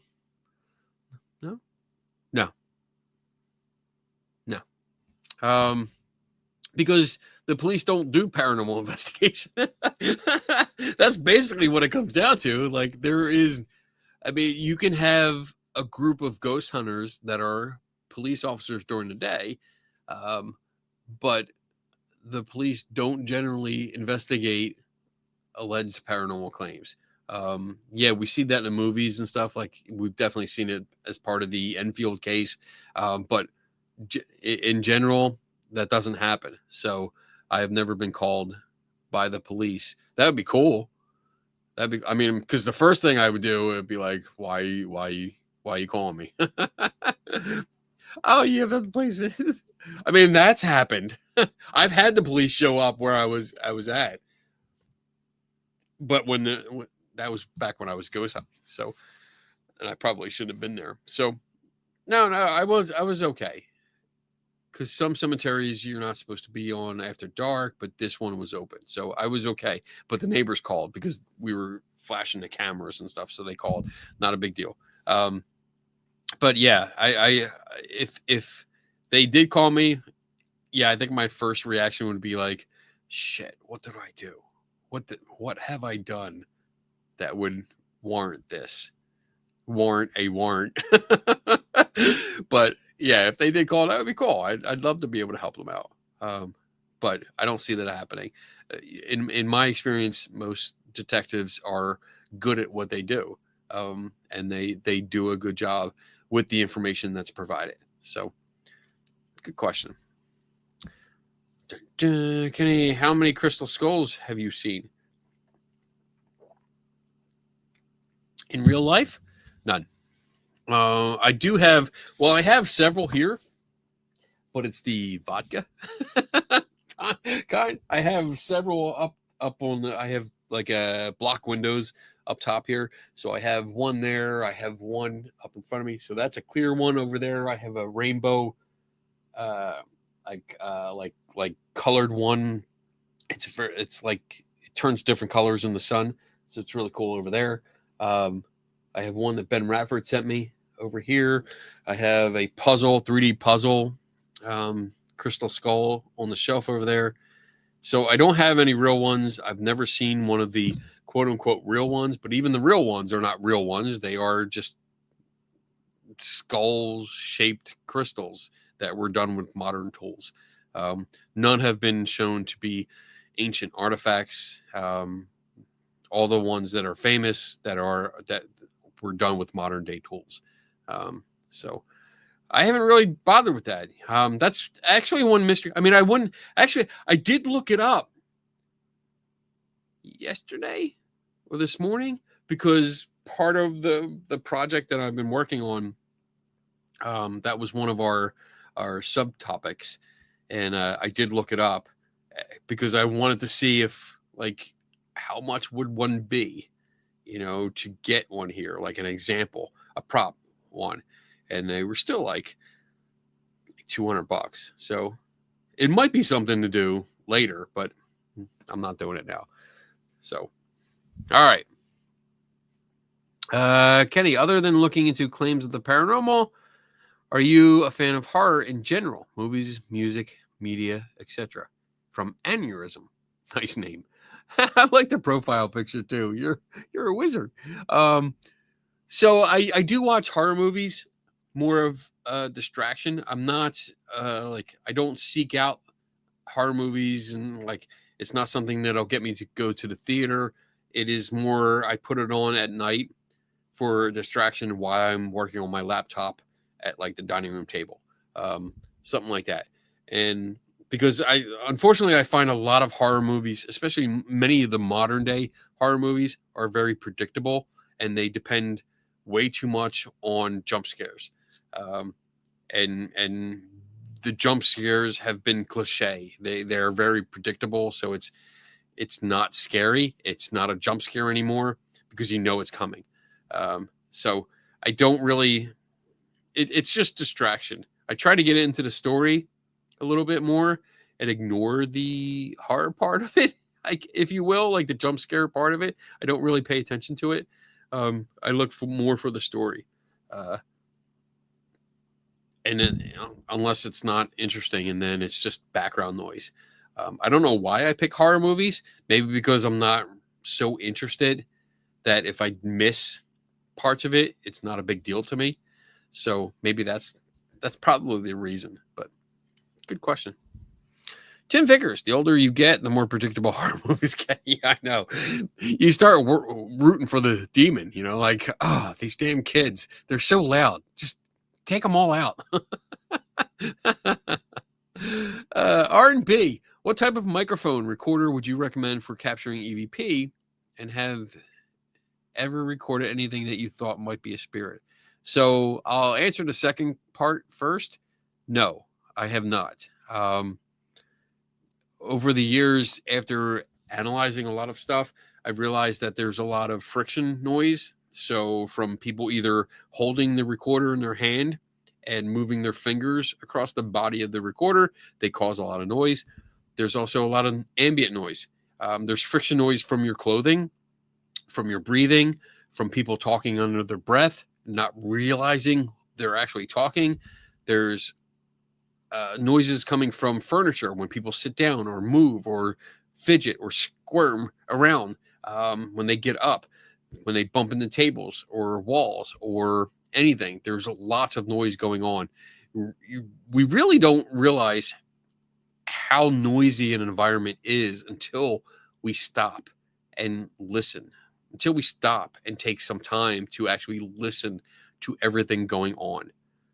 Like, it sounds quiet here, except for me talking, but there's a lot of noise going on. There's 2 fans that are going. There's one that's on my desk in front of me. There's one off to the side here. The air conditioning just kicked on, literally just kicked on, which is really loud. I don't know if you guys can hear that, but it's really loud. And it brings you to that humming kind of background noise. And you kind of get used to it after a while until it kicks off. And then you're like, oh shit, it's so quiet now. So yeah, there's I don't recommend any one microphone or recorder. I don't do EVP sessions. I use the Zoom H4n recorder with a tripod, shock absorption. Yes, crystal clear audio. I mean, definitely, quality is your friend, and I like the idea of the shock mount. Like, definitely use a shock absorption mount, because you want that anyone that bangs on the table like that or walks around and causes vibration, that's going to have an effect on your recording. It's going to make these little noises show up. So if you have that shock absorber, it helps minimize that a lot. And yeah, that's the best I can do. I don't know microphones that well. I have this one, I have 2 others, but these are all cheap mics. I don't spend a lot of money on it, because the cheap ones usually work for what I need it to. So I don't really get into the high quality stuff, because also I don't do EVP sessions because I don't think they are worth the time. I don't, there's no science behind it. There's no evidence that supports that they are anything other than misinterpretations. So that's what I go with. But good question. Good question. All right. Leanne, I'm feeling good. Your thoughts on animal mutilations? I think it's wrong. I don't think people should do it. But I also know that nature is nature. And I'm going to assume that you're asking this in relation to possible alien interaction or something like that. Or maybe Chupacabra, because I love saying Chupacabra. Chupacabra does not exist. It is a figment of someone's imagination that watched the movie Species, and that's the origin of that. And there's a good book by Ben Radford that goes into it, like the origin of Chupacabra. I definitely would recommend reading that book from him. That's not the name of it. What is the name of it? Let me see. I have all of Ben's books here. So, wait, that's not it. Wait. Where the hell is my Chupacabra book? God damn it. Where is it? I had it. I must have used it somewhere else. It's not here. Bad Clowns, Mysteries. Bum, bum, bum, bum. Mystery. No. I don't know where it is.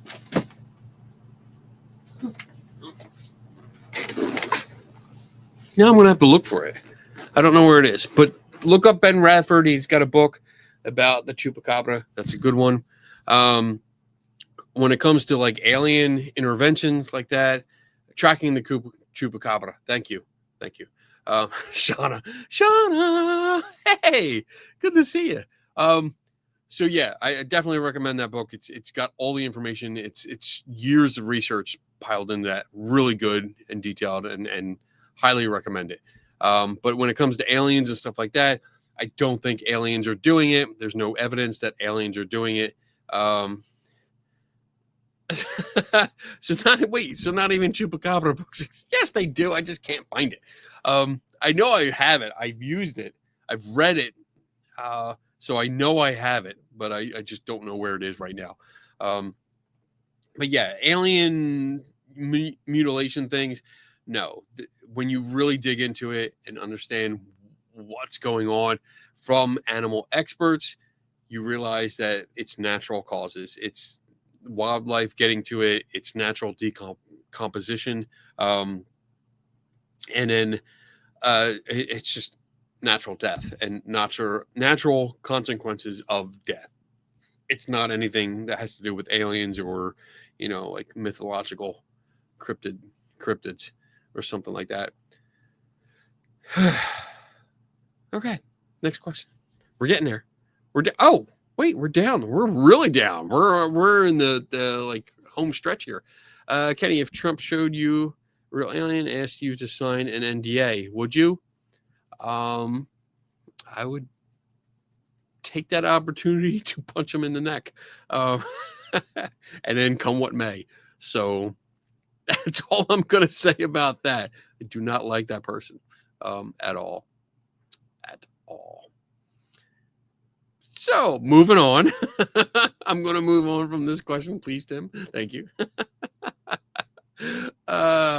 Man. Mr. Best Alien. It's the only alien. I know there's an alien because I said so. Fuck you. Are we done? Oh, no more questions. We're at the end. That was the home stretch. Holy shit. That's awesome. All right. So typically you don't get to see the secret stuff until after the NDA is signed. So no. Yeah. I don't sign NDAs at all. To be on a serious note, I don't sign NDAs. Just because like what the hell, like I don't know what is going to happen. I don't know if it's worth it, and if it's not worth it, I can't expose it. Like if it's a fake or a fraud, I'm not going to be able to write about it or make a video about it. So I'm not going to take that chance. If you want my help, then you accept the consequences. So that's it, which is not a big deal because who am I? Like I'm not going to get shown an alien body. Even if there is one that exists on the planet, they're not going to show me. I'm nobody. So it would be cool though. It'd be cool. Especially if they had a spaceship. I want to drive so bad. I want to drive a spaceship around because I would do flybys on everyone. Like, check out my ride. Drop it off, get some pinstriping. Be badass.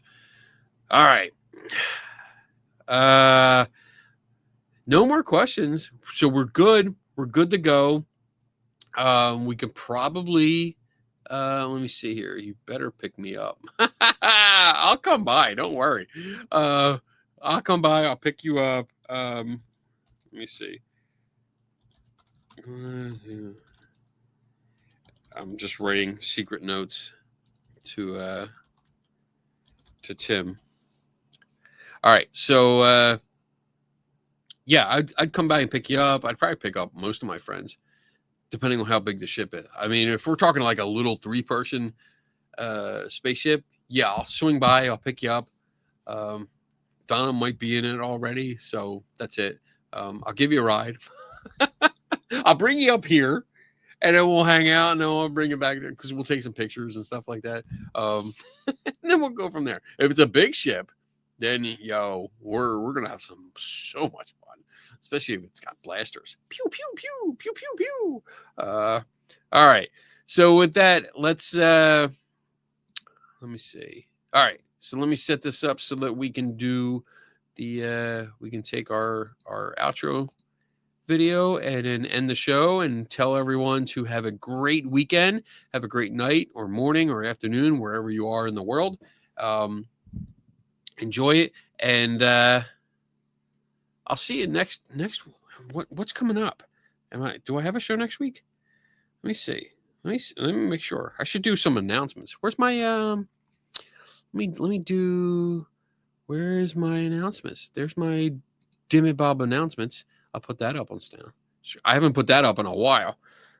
So let's see. It's June 27th. Oh, today is my son's birthday, by the way. I totally forgot to say that. My son is old. How old is he? I'll tell you in a second. Because I always forget. I think he's 23. But yeah, I always forget. So yeah, he's 23. 23 years old. Holy shit. Oh my goodness. That makes me feel so old. All right, so let me get back to messages, or no, actually things I want to do. I was going to go to Nickel City Comic-Con this weekend, but it's $50 to get in tomorrow. $50. That's just to walk around. And I was like, nope, I can't do that. I'm not wasting $50. Let's see, doing that. I'm doing a presentation next weekend, but I am all clear. So we'll have a show next week. Oh wait, it's July 4th. Next Friday is July 4th. So I will let you know. I don't know if we're going to do a show, but we probably will, because Donna will be home and we'll do a July 4th kind of show so everyone can hang out. Because not everyone celebrates the U.S. Independence Day. Maybe some of us in the U.S. might not be either. That's it, though.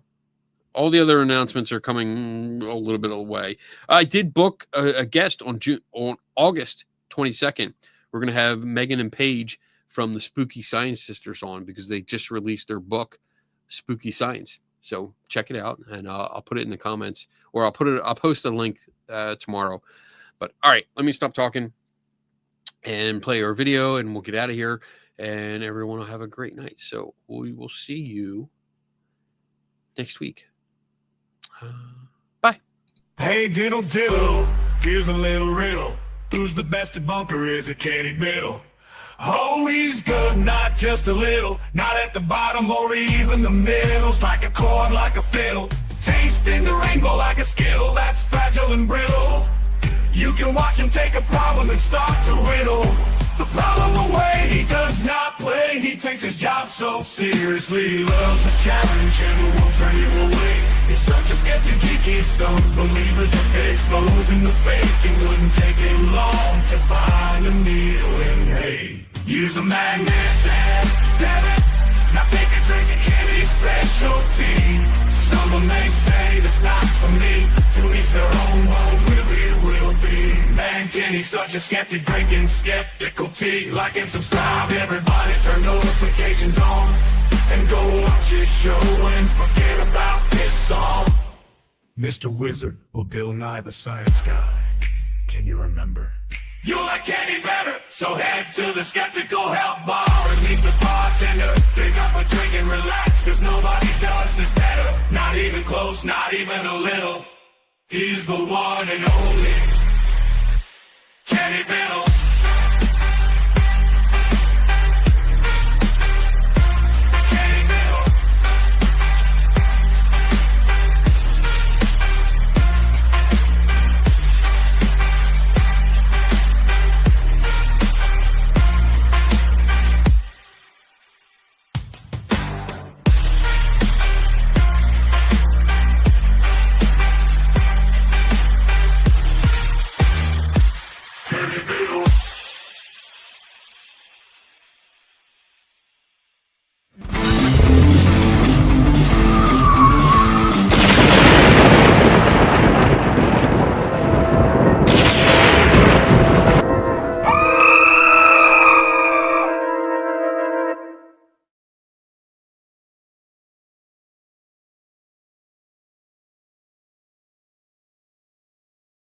Oh, it's the after party. Oh, damn. Oh, wait, I gotta change my screen. I gotta change my my frame here. There we go. We're doing an after party. Okay, here we go. You know what happens. Everyone that sticks around, you know what happens because it's the after party. Now we're gonna test your psychic powers. We got some dice here. We got a whole bunch of dice here. And we are going to roll the dice. We're gonna do 5 rolls tonight. We're gonna do the first roll. Here we go. So now that let's see, somebody wisdom already put 6, but we're gonna do. Here we go. We're doing a roll. I'm gonna because that looks weird me doing this. Okay, here we go. We're rolling. We're rolling a 6-sided die. Let's see what we got here. I rolled it. It's rolled. It's there. Hey, Shady or Shadow Cat. What's up?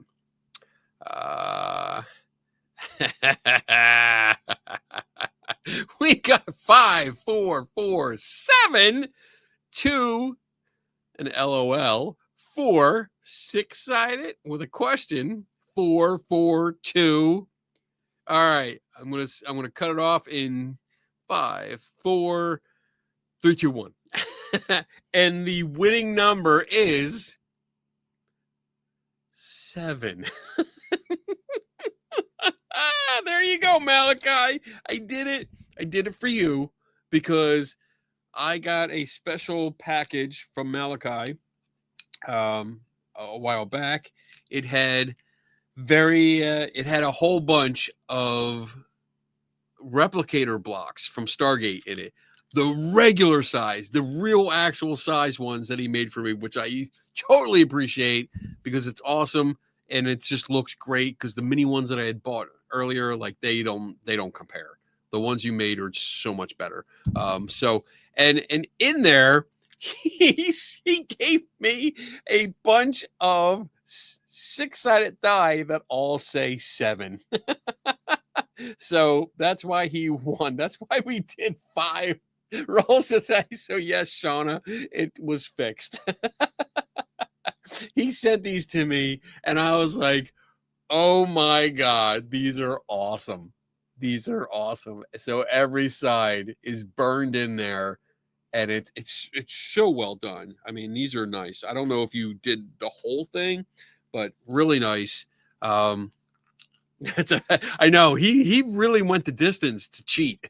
So I give him that. He made his own die, sent it to me, sent me a whole bunch of them just so I would do that. And I did. So I'm going to put them away now. Now we're going to get to the real rolls. I'm going to use a real 6-sided die, except a modified one. This is a rocket ship one that I picked up at a Comic-Con a while ago. So it actually has all 6 numbers on it. I want to show you, so I'm not going to cheat anymore. So there you go. And I'm going to send it down the Avengers Tower die roll. So that, and I'm going to put this right down below so you can't see. So here we go. Here we go. When it goes down, you start guessing. Ready? Oh shit, right off. But there's a number on it. So we're good to go. I know, it's awesome. Really, I got a clear one too.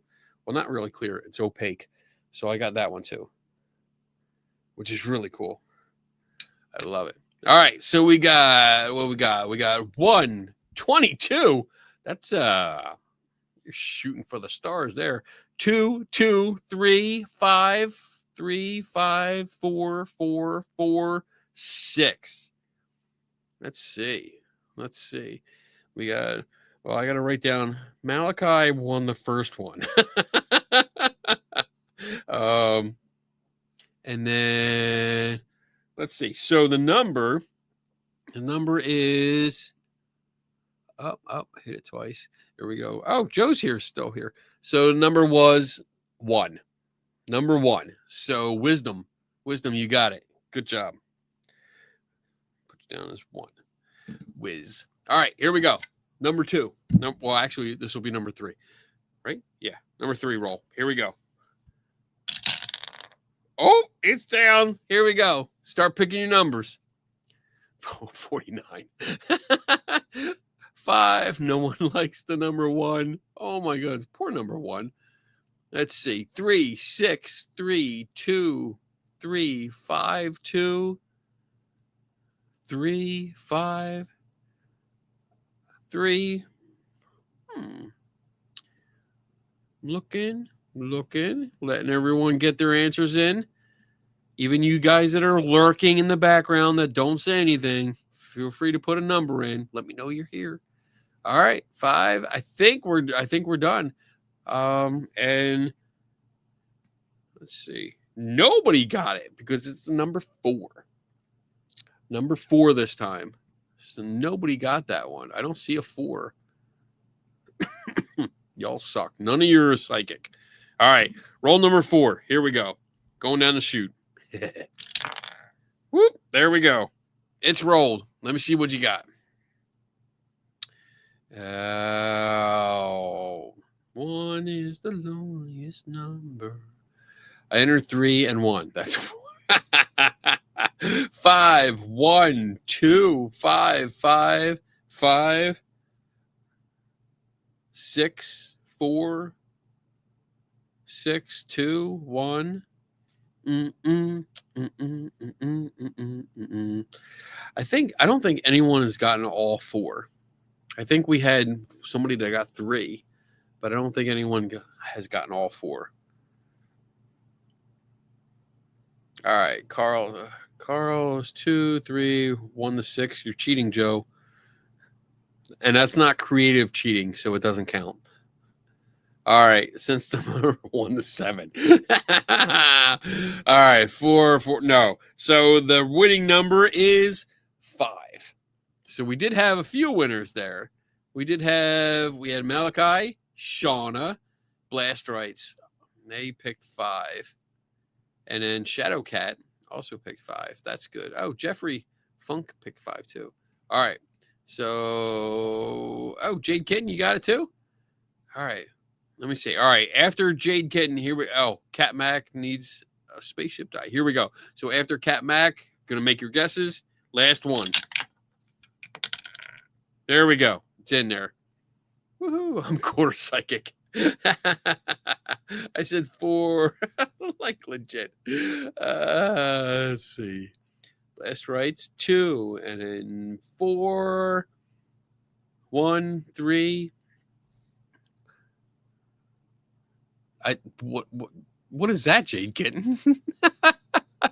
6, 1, 1, 1, maybe 2, could be 3 or 4, but not 5. Maybe a 6 for sure, or a lower number. Oh, that was good. 3, scroll. I know. Yeah, I need to scroll through. All right. So looks like Carl's the last one, and the official answer is 2. 2. So how many people had 2? Blasterites had 2. That's good. Yeah, that's 2 in a row. Yeah, you had. Carl had 2. Oh, wait. No, that was for the last one.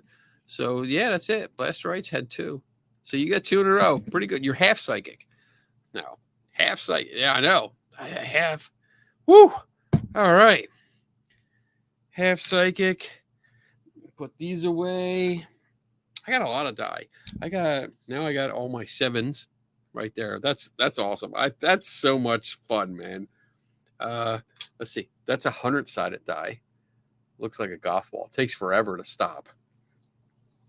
That's a 30-sided die, and then my 7-sided, and then I got my there's a 4-sided or a 3-sided die. Pretty cool.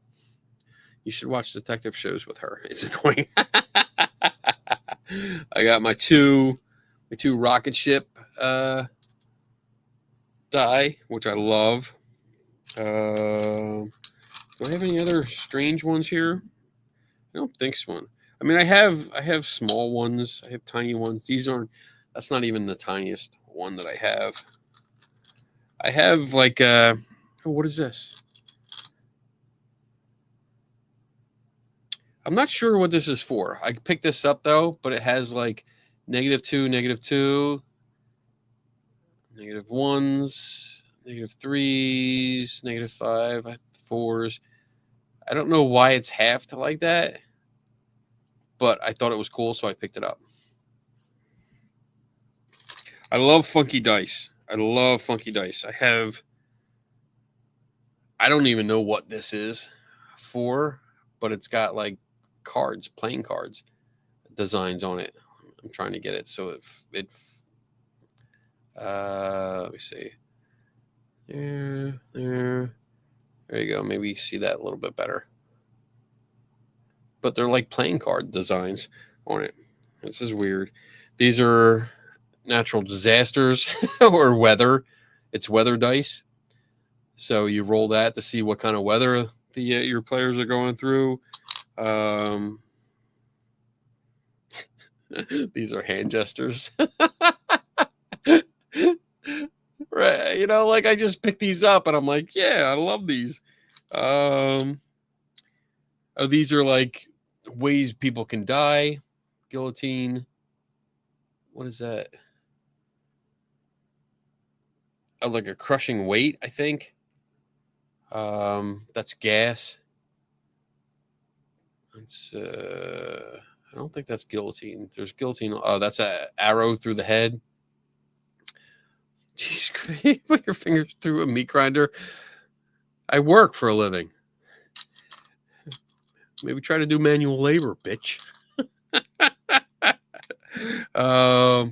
There's my Superman and Batman dice. Dark side. I have that. This, I'm not sure what it is. This is like a 6-sided die, and then it's got the eclipse on it. I don't know what that's for. And then, what is this? I don't even know what this is for. That looks like a brain. That's footsteps. Another brain. More footsteps. This looks like an explosion. More footsteps. Another brain. I don't know.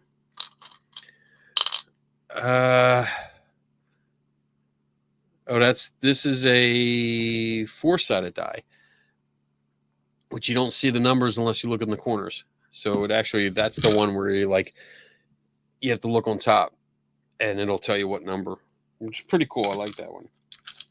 This is the first 20-sided die I ever had. That's back when you had to use a crayon and fill in the spaces yourself. Oh, wait, there's the smallest 6-sided die that I have, which is so cute. So in comparison. I love those. I love these things. All right. Last rights. Hell yeah, especially since I love jewelry. Rain for the UK. Weather dice. Yeah, I know. I got so many. And I have a whole, this. This is what I keep here. Because sometimes I just spin them. Because playing D&D for so many years, you get used to just taking a 20-sided and only think about it and flick it and you spin it for a couple minutes. So I have these here. And plus, obscure reference man, when he comes in here, he will roll 20-sided to see if he has to get up and go back to work. So he picks it up and he's like, all right, so what do I have to roll to leave or to stay here? And I'm like, well, your THACO's 17 or 16 today. It depends on what I'm feeling like. So I think I gave him a 13 today or something. Yeah. It's fun. It's fun. So he rolls the dice and then decides whether he goes back to his office or he stays here for another 5-10 minutes. So I love this thing though. I didn't even realize it was a dice roller. I just saw it at a Comic-Con, it was a very low-key Comic-Con that I went to with Eric Behind the Wall, and Daniel Reed went with us. We actually spoke at it because it was like a Comic-Con / science conference, so it wasn't really science. It was more Comic-Con, but we were able to get in there and talk about mysteries and solving mysteries and stuff, and they were really cool about it. So this was down the hall, and it was funny. Like, we were in our lecture room probably like 15 minutes before we were going to do a lecture, and it was empty. Nobody was in there, and we were like, shit, you know, we're not gonna have an audience. No one's gonna come to this.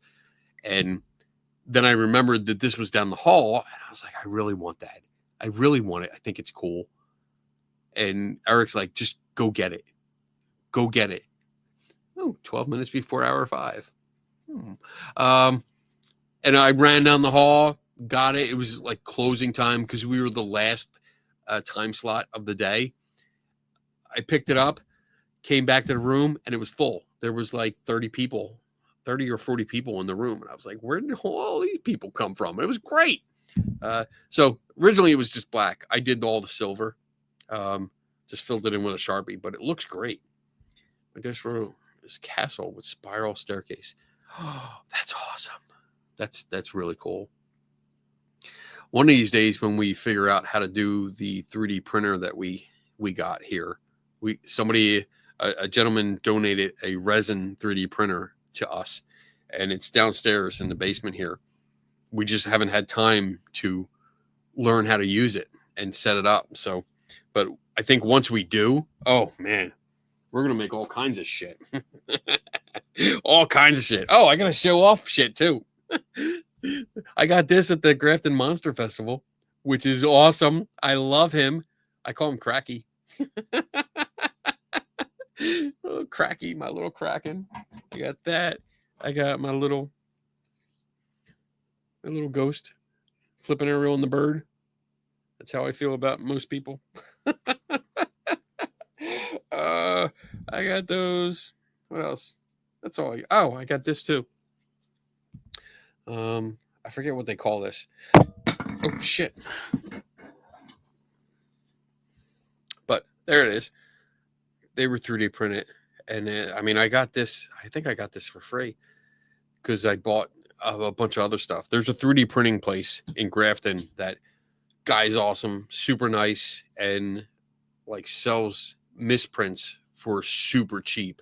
And because I can fix a lot of stuff, I buy a bunch of stuff. So I think I posted pictures. I don't know if you saw them. I bought a big Mandalorian helmet, 3D printed helmet, beautiful. It's just the top part is not completed, and it got messed up. But little Bondo would be fine.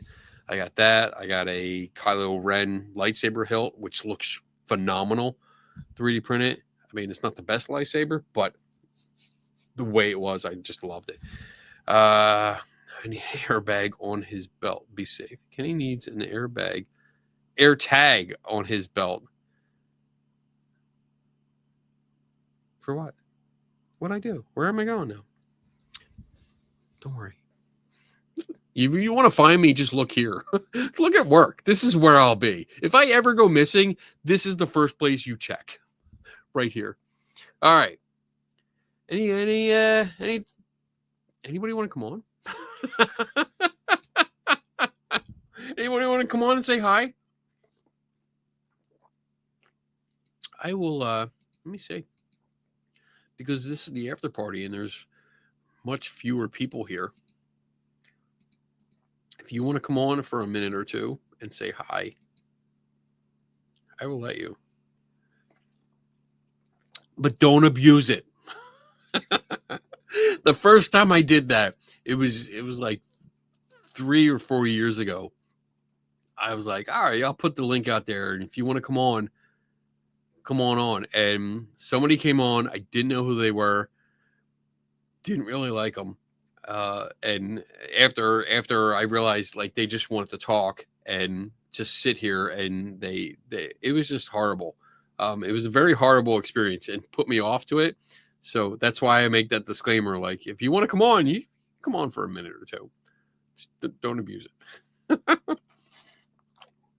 Tim, you want to come on? You want to come back in? Tim, instead of saying, well, you didn't even turn on your camera, so you probably don't want to. Never mind. Oh, okay. Yeah, find your camera. When I see you pop up, I'll bring you back on.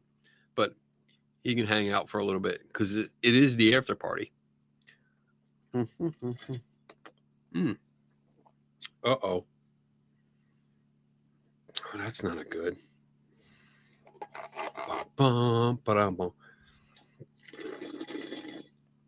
Because we got 5 minutes as of right now. We're hour 5. Oh, whoa, oh shit! There's a whole bunch of people popped on. Let's see. Blast Rights. Hello. How are you? I'm good. How are you doing? I'm good. I'm going to bring on Michael Burkeen too. Is that okay? You mind? That's fine. Okay. Hey, Mike. Hey there, Kenny. What's going on, bud? Good. How is everybody? Look at this. We got a crowd. Wow, look at that background. Oh my goodness. You got tons of books and you got not really. That's a false wall. Oh. You know, the best part about the background, Kenny, is your autographs right there, man. Oh my God. And the stickers. Stickers, that's awesome. So what's up? So Mike, good to see you. You too. Blast Rights. This is the Yes. first time you're on. What's up? Tell me about yourself. Not much. I just lover of paranormal in the fantasy world, not so much the actual real world. Yeah. But Me too. Need a little bit more light. It's much more Yeah. exciting in the fantasy world. It really is. So I write and I work as a legal assistant. So Oh, a lot, okay. lot of just bleh. Blah. Yeah. And this Yeah. gives you like more of an out, like Yeah. like something different. Yeah. I hear you. Oh, absolutely. I will, for me, like to get a break from this, which is not often. I will like right now I play Fallout 4. Yeah. I will sit and play that mindlessly. And Donna always laughs at me because like one of the features of that is that you build communities. So I can build a settlement, and I spend more time decorating my own apartment that I built in that settlement than I do actually playing the game. Yeah. I'm either one of those or I'm one of the full completionist on my games where it's like I have to do every quest before I can move on to the next Right. section. Right. Yeah. I'm usually too busy with research to game. You know what? Once in a while, you just got to make time. You got to make time for it because if you don't, you get burned out. And Yeah. Only once I've been in here, and it was every quest is the way to go. Yeah. Only The one only way. time have I been in here where I felt so overwhelmed by so many projects and doing so much and wanting to get so much done that I was like, I need to just go away. I need to stop doing this and do something completely different. And then, I think I went home and played with my dog. Like it was just the middle of the day. I'm like, I'm just going home. I'm going home and I'm going to do this and I'm not going to think about this until tomorrow. And yeah, sometimes you need to. But Yep. yeah. Oh my goodness, we're going to have a party here because now Cat Mac is in the house.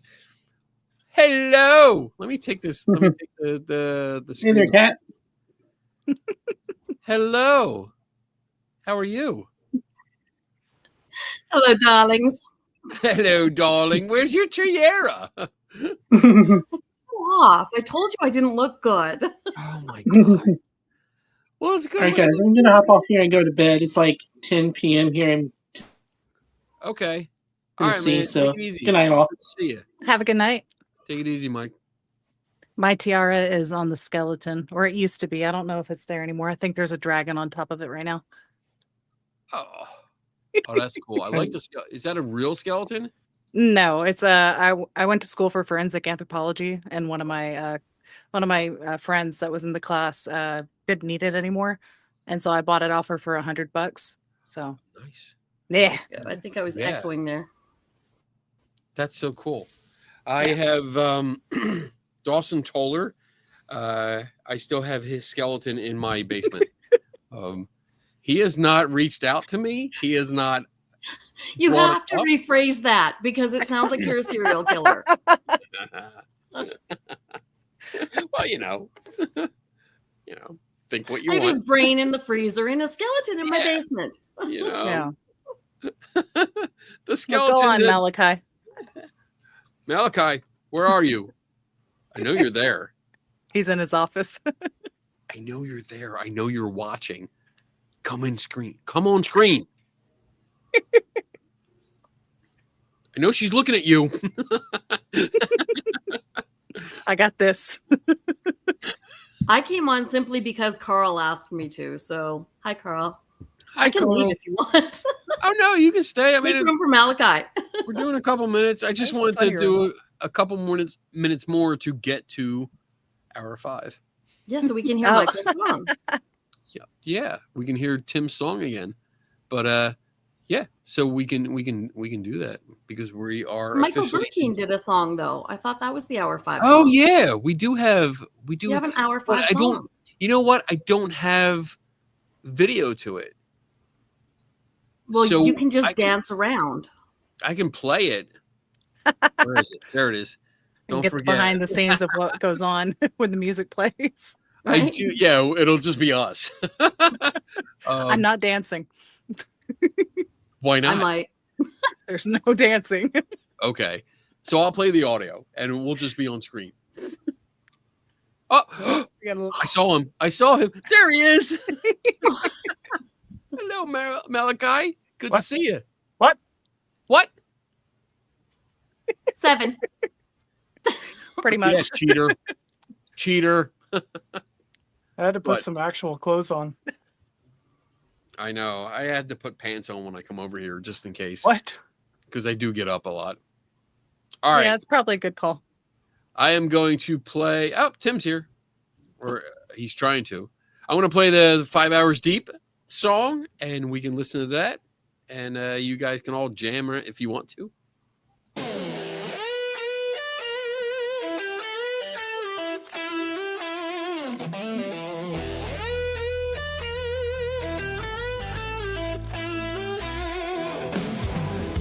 The clock's spinning backwards tonight. Freedom's in the empty halls. Something electric in the air when restrictions start to fall. There's a feeling deep inside that says this night could change it all. The questions start to multiply as barriers dissolve away.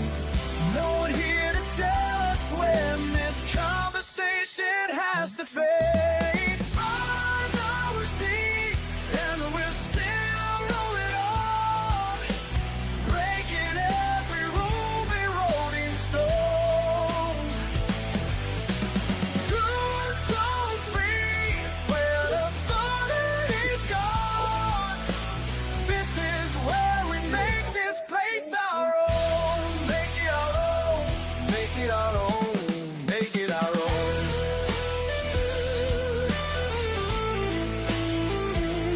Make it our own.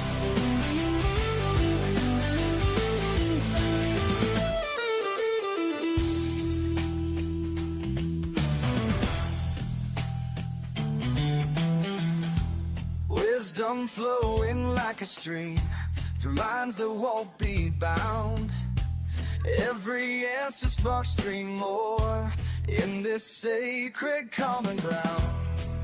The building's ours tonight, and knowledge knows no bounds. Breaking it down, no supervision in sight.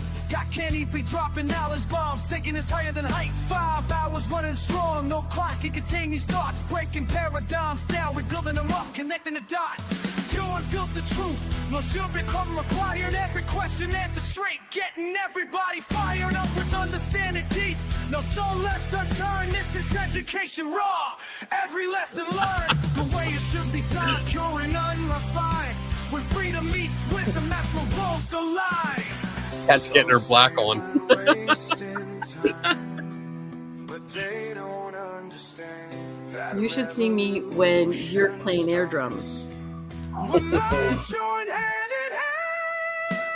5 hours deep, and we're still rolling on,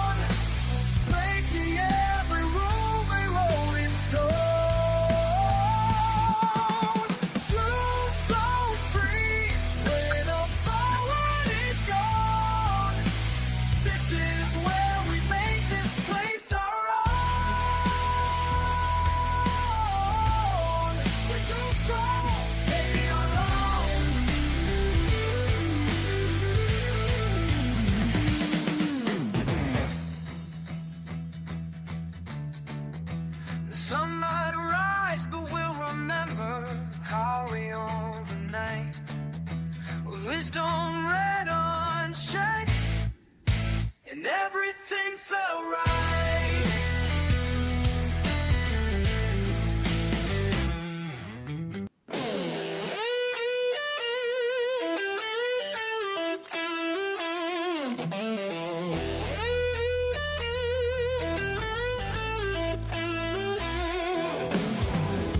The clock's spinning backwards tonight. Freedom's in the empty halls. Something electric in the air when restrictions start to fall. There's a feeling deep inside that says this night could change it all. The questions start to multiply as barriers dissolve away. No one here to tell us when this conversation has to fade. 5 hours deep and we're still rolling on, breaking every rule, be rolling stone. Truth goes free where the body is gone. This is where we make this place our own. Make it our own. Make it our own. Make it our own.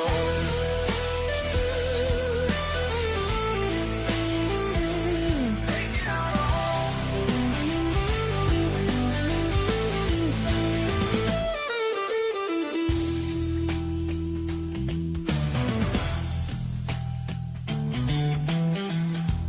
Wisdom flowing like a stream. I seriously thought you were just taking a drink right out of a liquor bottle. I was like mad. Well, it is hour 5. Damn, I thought I drank a lot. Breaking it down, no supervision in sight. Got Kenny be dropping knowledge bombs, taking us higher than height. 5 hours running strong, no clock can contain these thoughts. Breaking paradigms down, we're building them up, connecting the dots. Pure unfiltered truth, no should become required. Every question answered straight, getting everybody fired up with understanding deep. No soul left unturned, this is education raw. Every lesson learned, the way it should be taught, pure and unrefined. Where freedom meets wisdom, that's where both align. Some say we're wasting time, but they don't understand that revolution starts when minds join hand in hand. 5 hours deep, and we're still rolling on, breaking every rule, we rolling stone. Truth flows free where the forward is gone. This is where we make this place our own. We truth flow, baby, our own.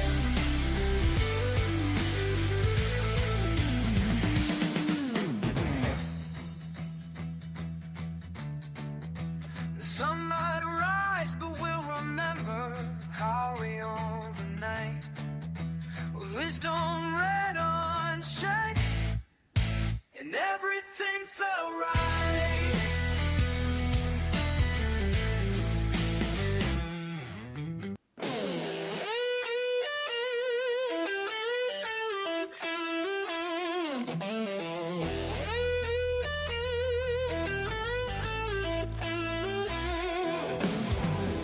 The clock's spinning backwards tonight. Freedom's in the empty hall. This may be a 5-hour song. I know, like, how long is this, Mike? It doesn't tell me. I know how long the videos are. It gives the countdown, but it doesn't tell me the countdown for the audio. Well, it's looped already, so. Has it? Yeah. Oh, maybe that's it. All right, well then, I'm gonna. Oh, it is on loop. Okay. Michael says it's 3 minutes. We've been listening for 8. So yeah, it looped. Damn. I just thought it just looped really great. I didn't mean to do that. So, it's a third time. I was just listening. I was like, all right, this is cool. It was just that good. It was good. Yeah. I like Good that. job, Michael. I just need, good job, Mike. I just been so busy. I have not been able to get to these projects that I want to do, where I want to add video to that so I can play it and have it set up and queued up for hour 5 and not looped. And yeah. Because I've been sitting here typing. I forgot I could talk. Oh, there he is. I'm so like, geez.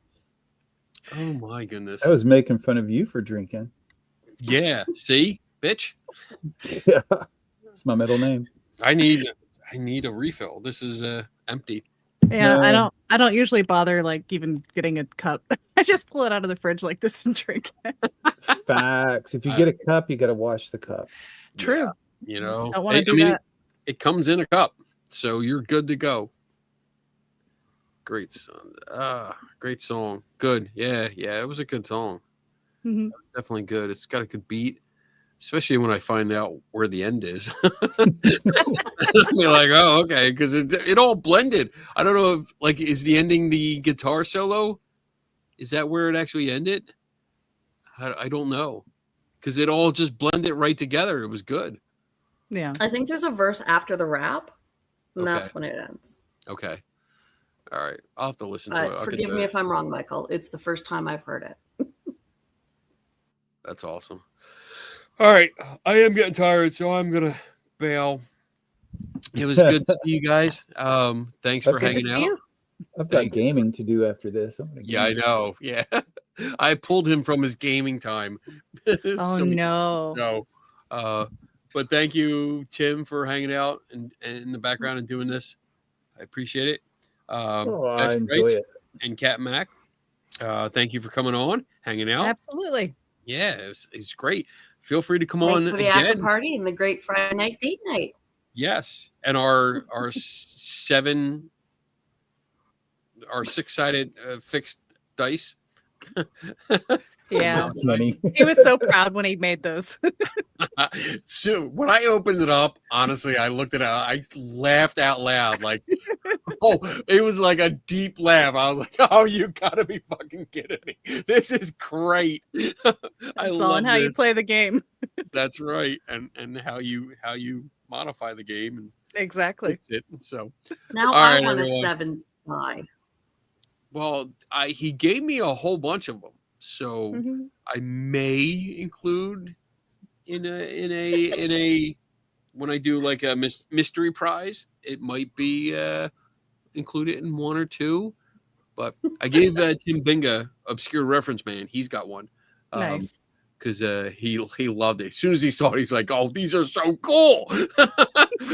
I was like, "I have a whole bunch. Like, take one." Mhm. And so he. Well, I think it's hilarious. And I would totally do that on the Skeptic Zone. Yeah. I mean, if you When could I stack do a dice game for Richard, I will just cheat. that'd be so cool. Like, And he'd be I like, thought it was "Why brilliant." isn't anyone winning? No one's winning. Why not?" And I will definitely listen to that episode and like swoop in like 7. 7. Mitchell will make fun of me. Like, no, it can't be. It's a 6-sided. Trust me. Kenny's We right. have a winner. My psychic powers tell me it's 7. Because Malachi cheats. All right, everyone. Thank you for hanging out. Thank you, ladies, for hanging out. Thank you, Tim, for helping. Appreciate it. And no more ending song. I'm just going to cut it off. So I will see you guys all next week. All right. Sounds Have a wonderful. great weekend. Bye. Happy See you guys. Canada Day. Happy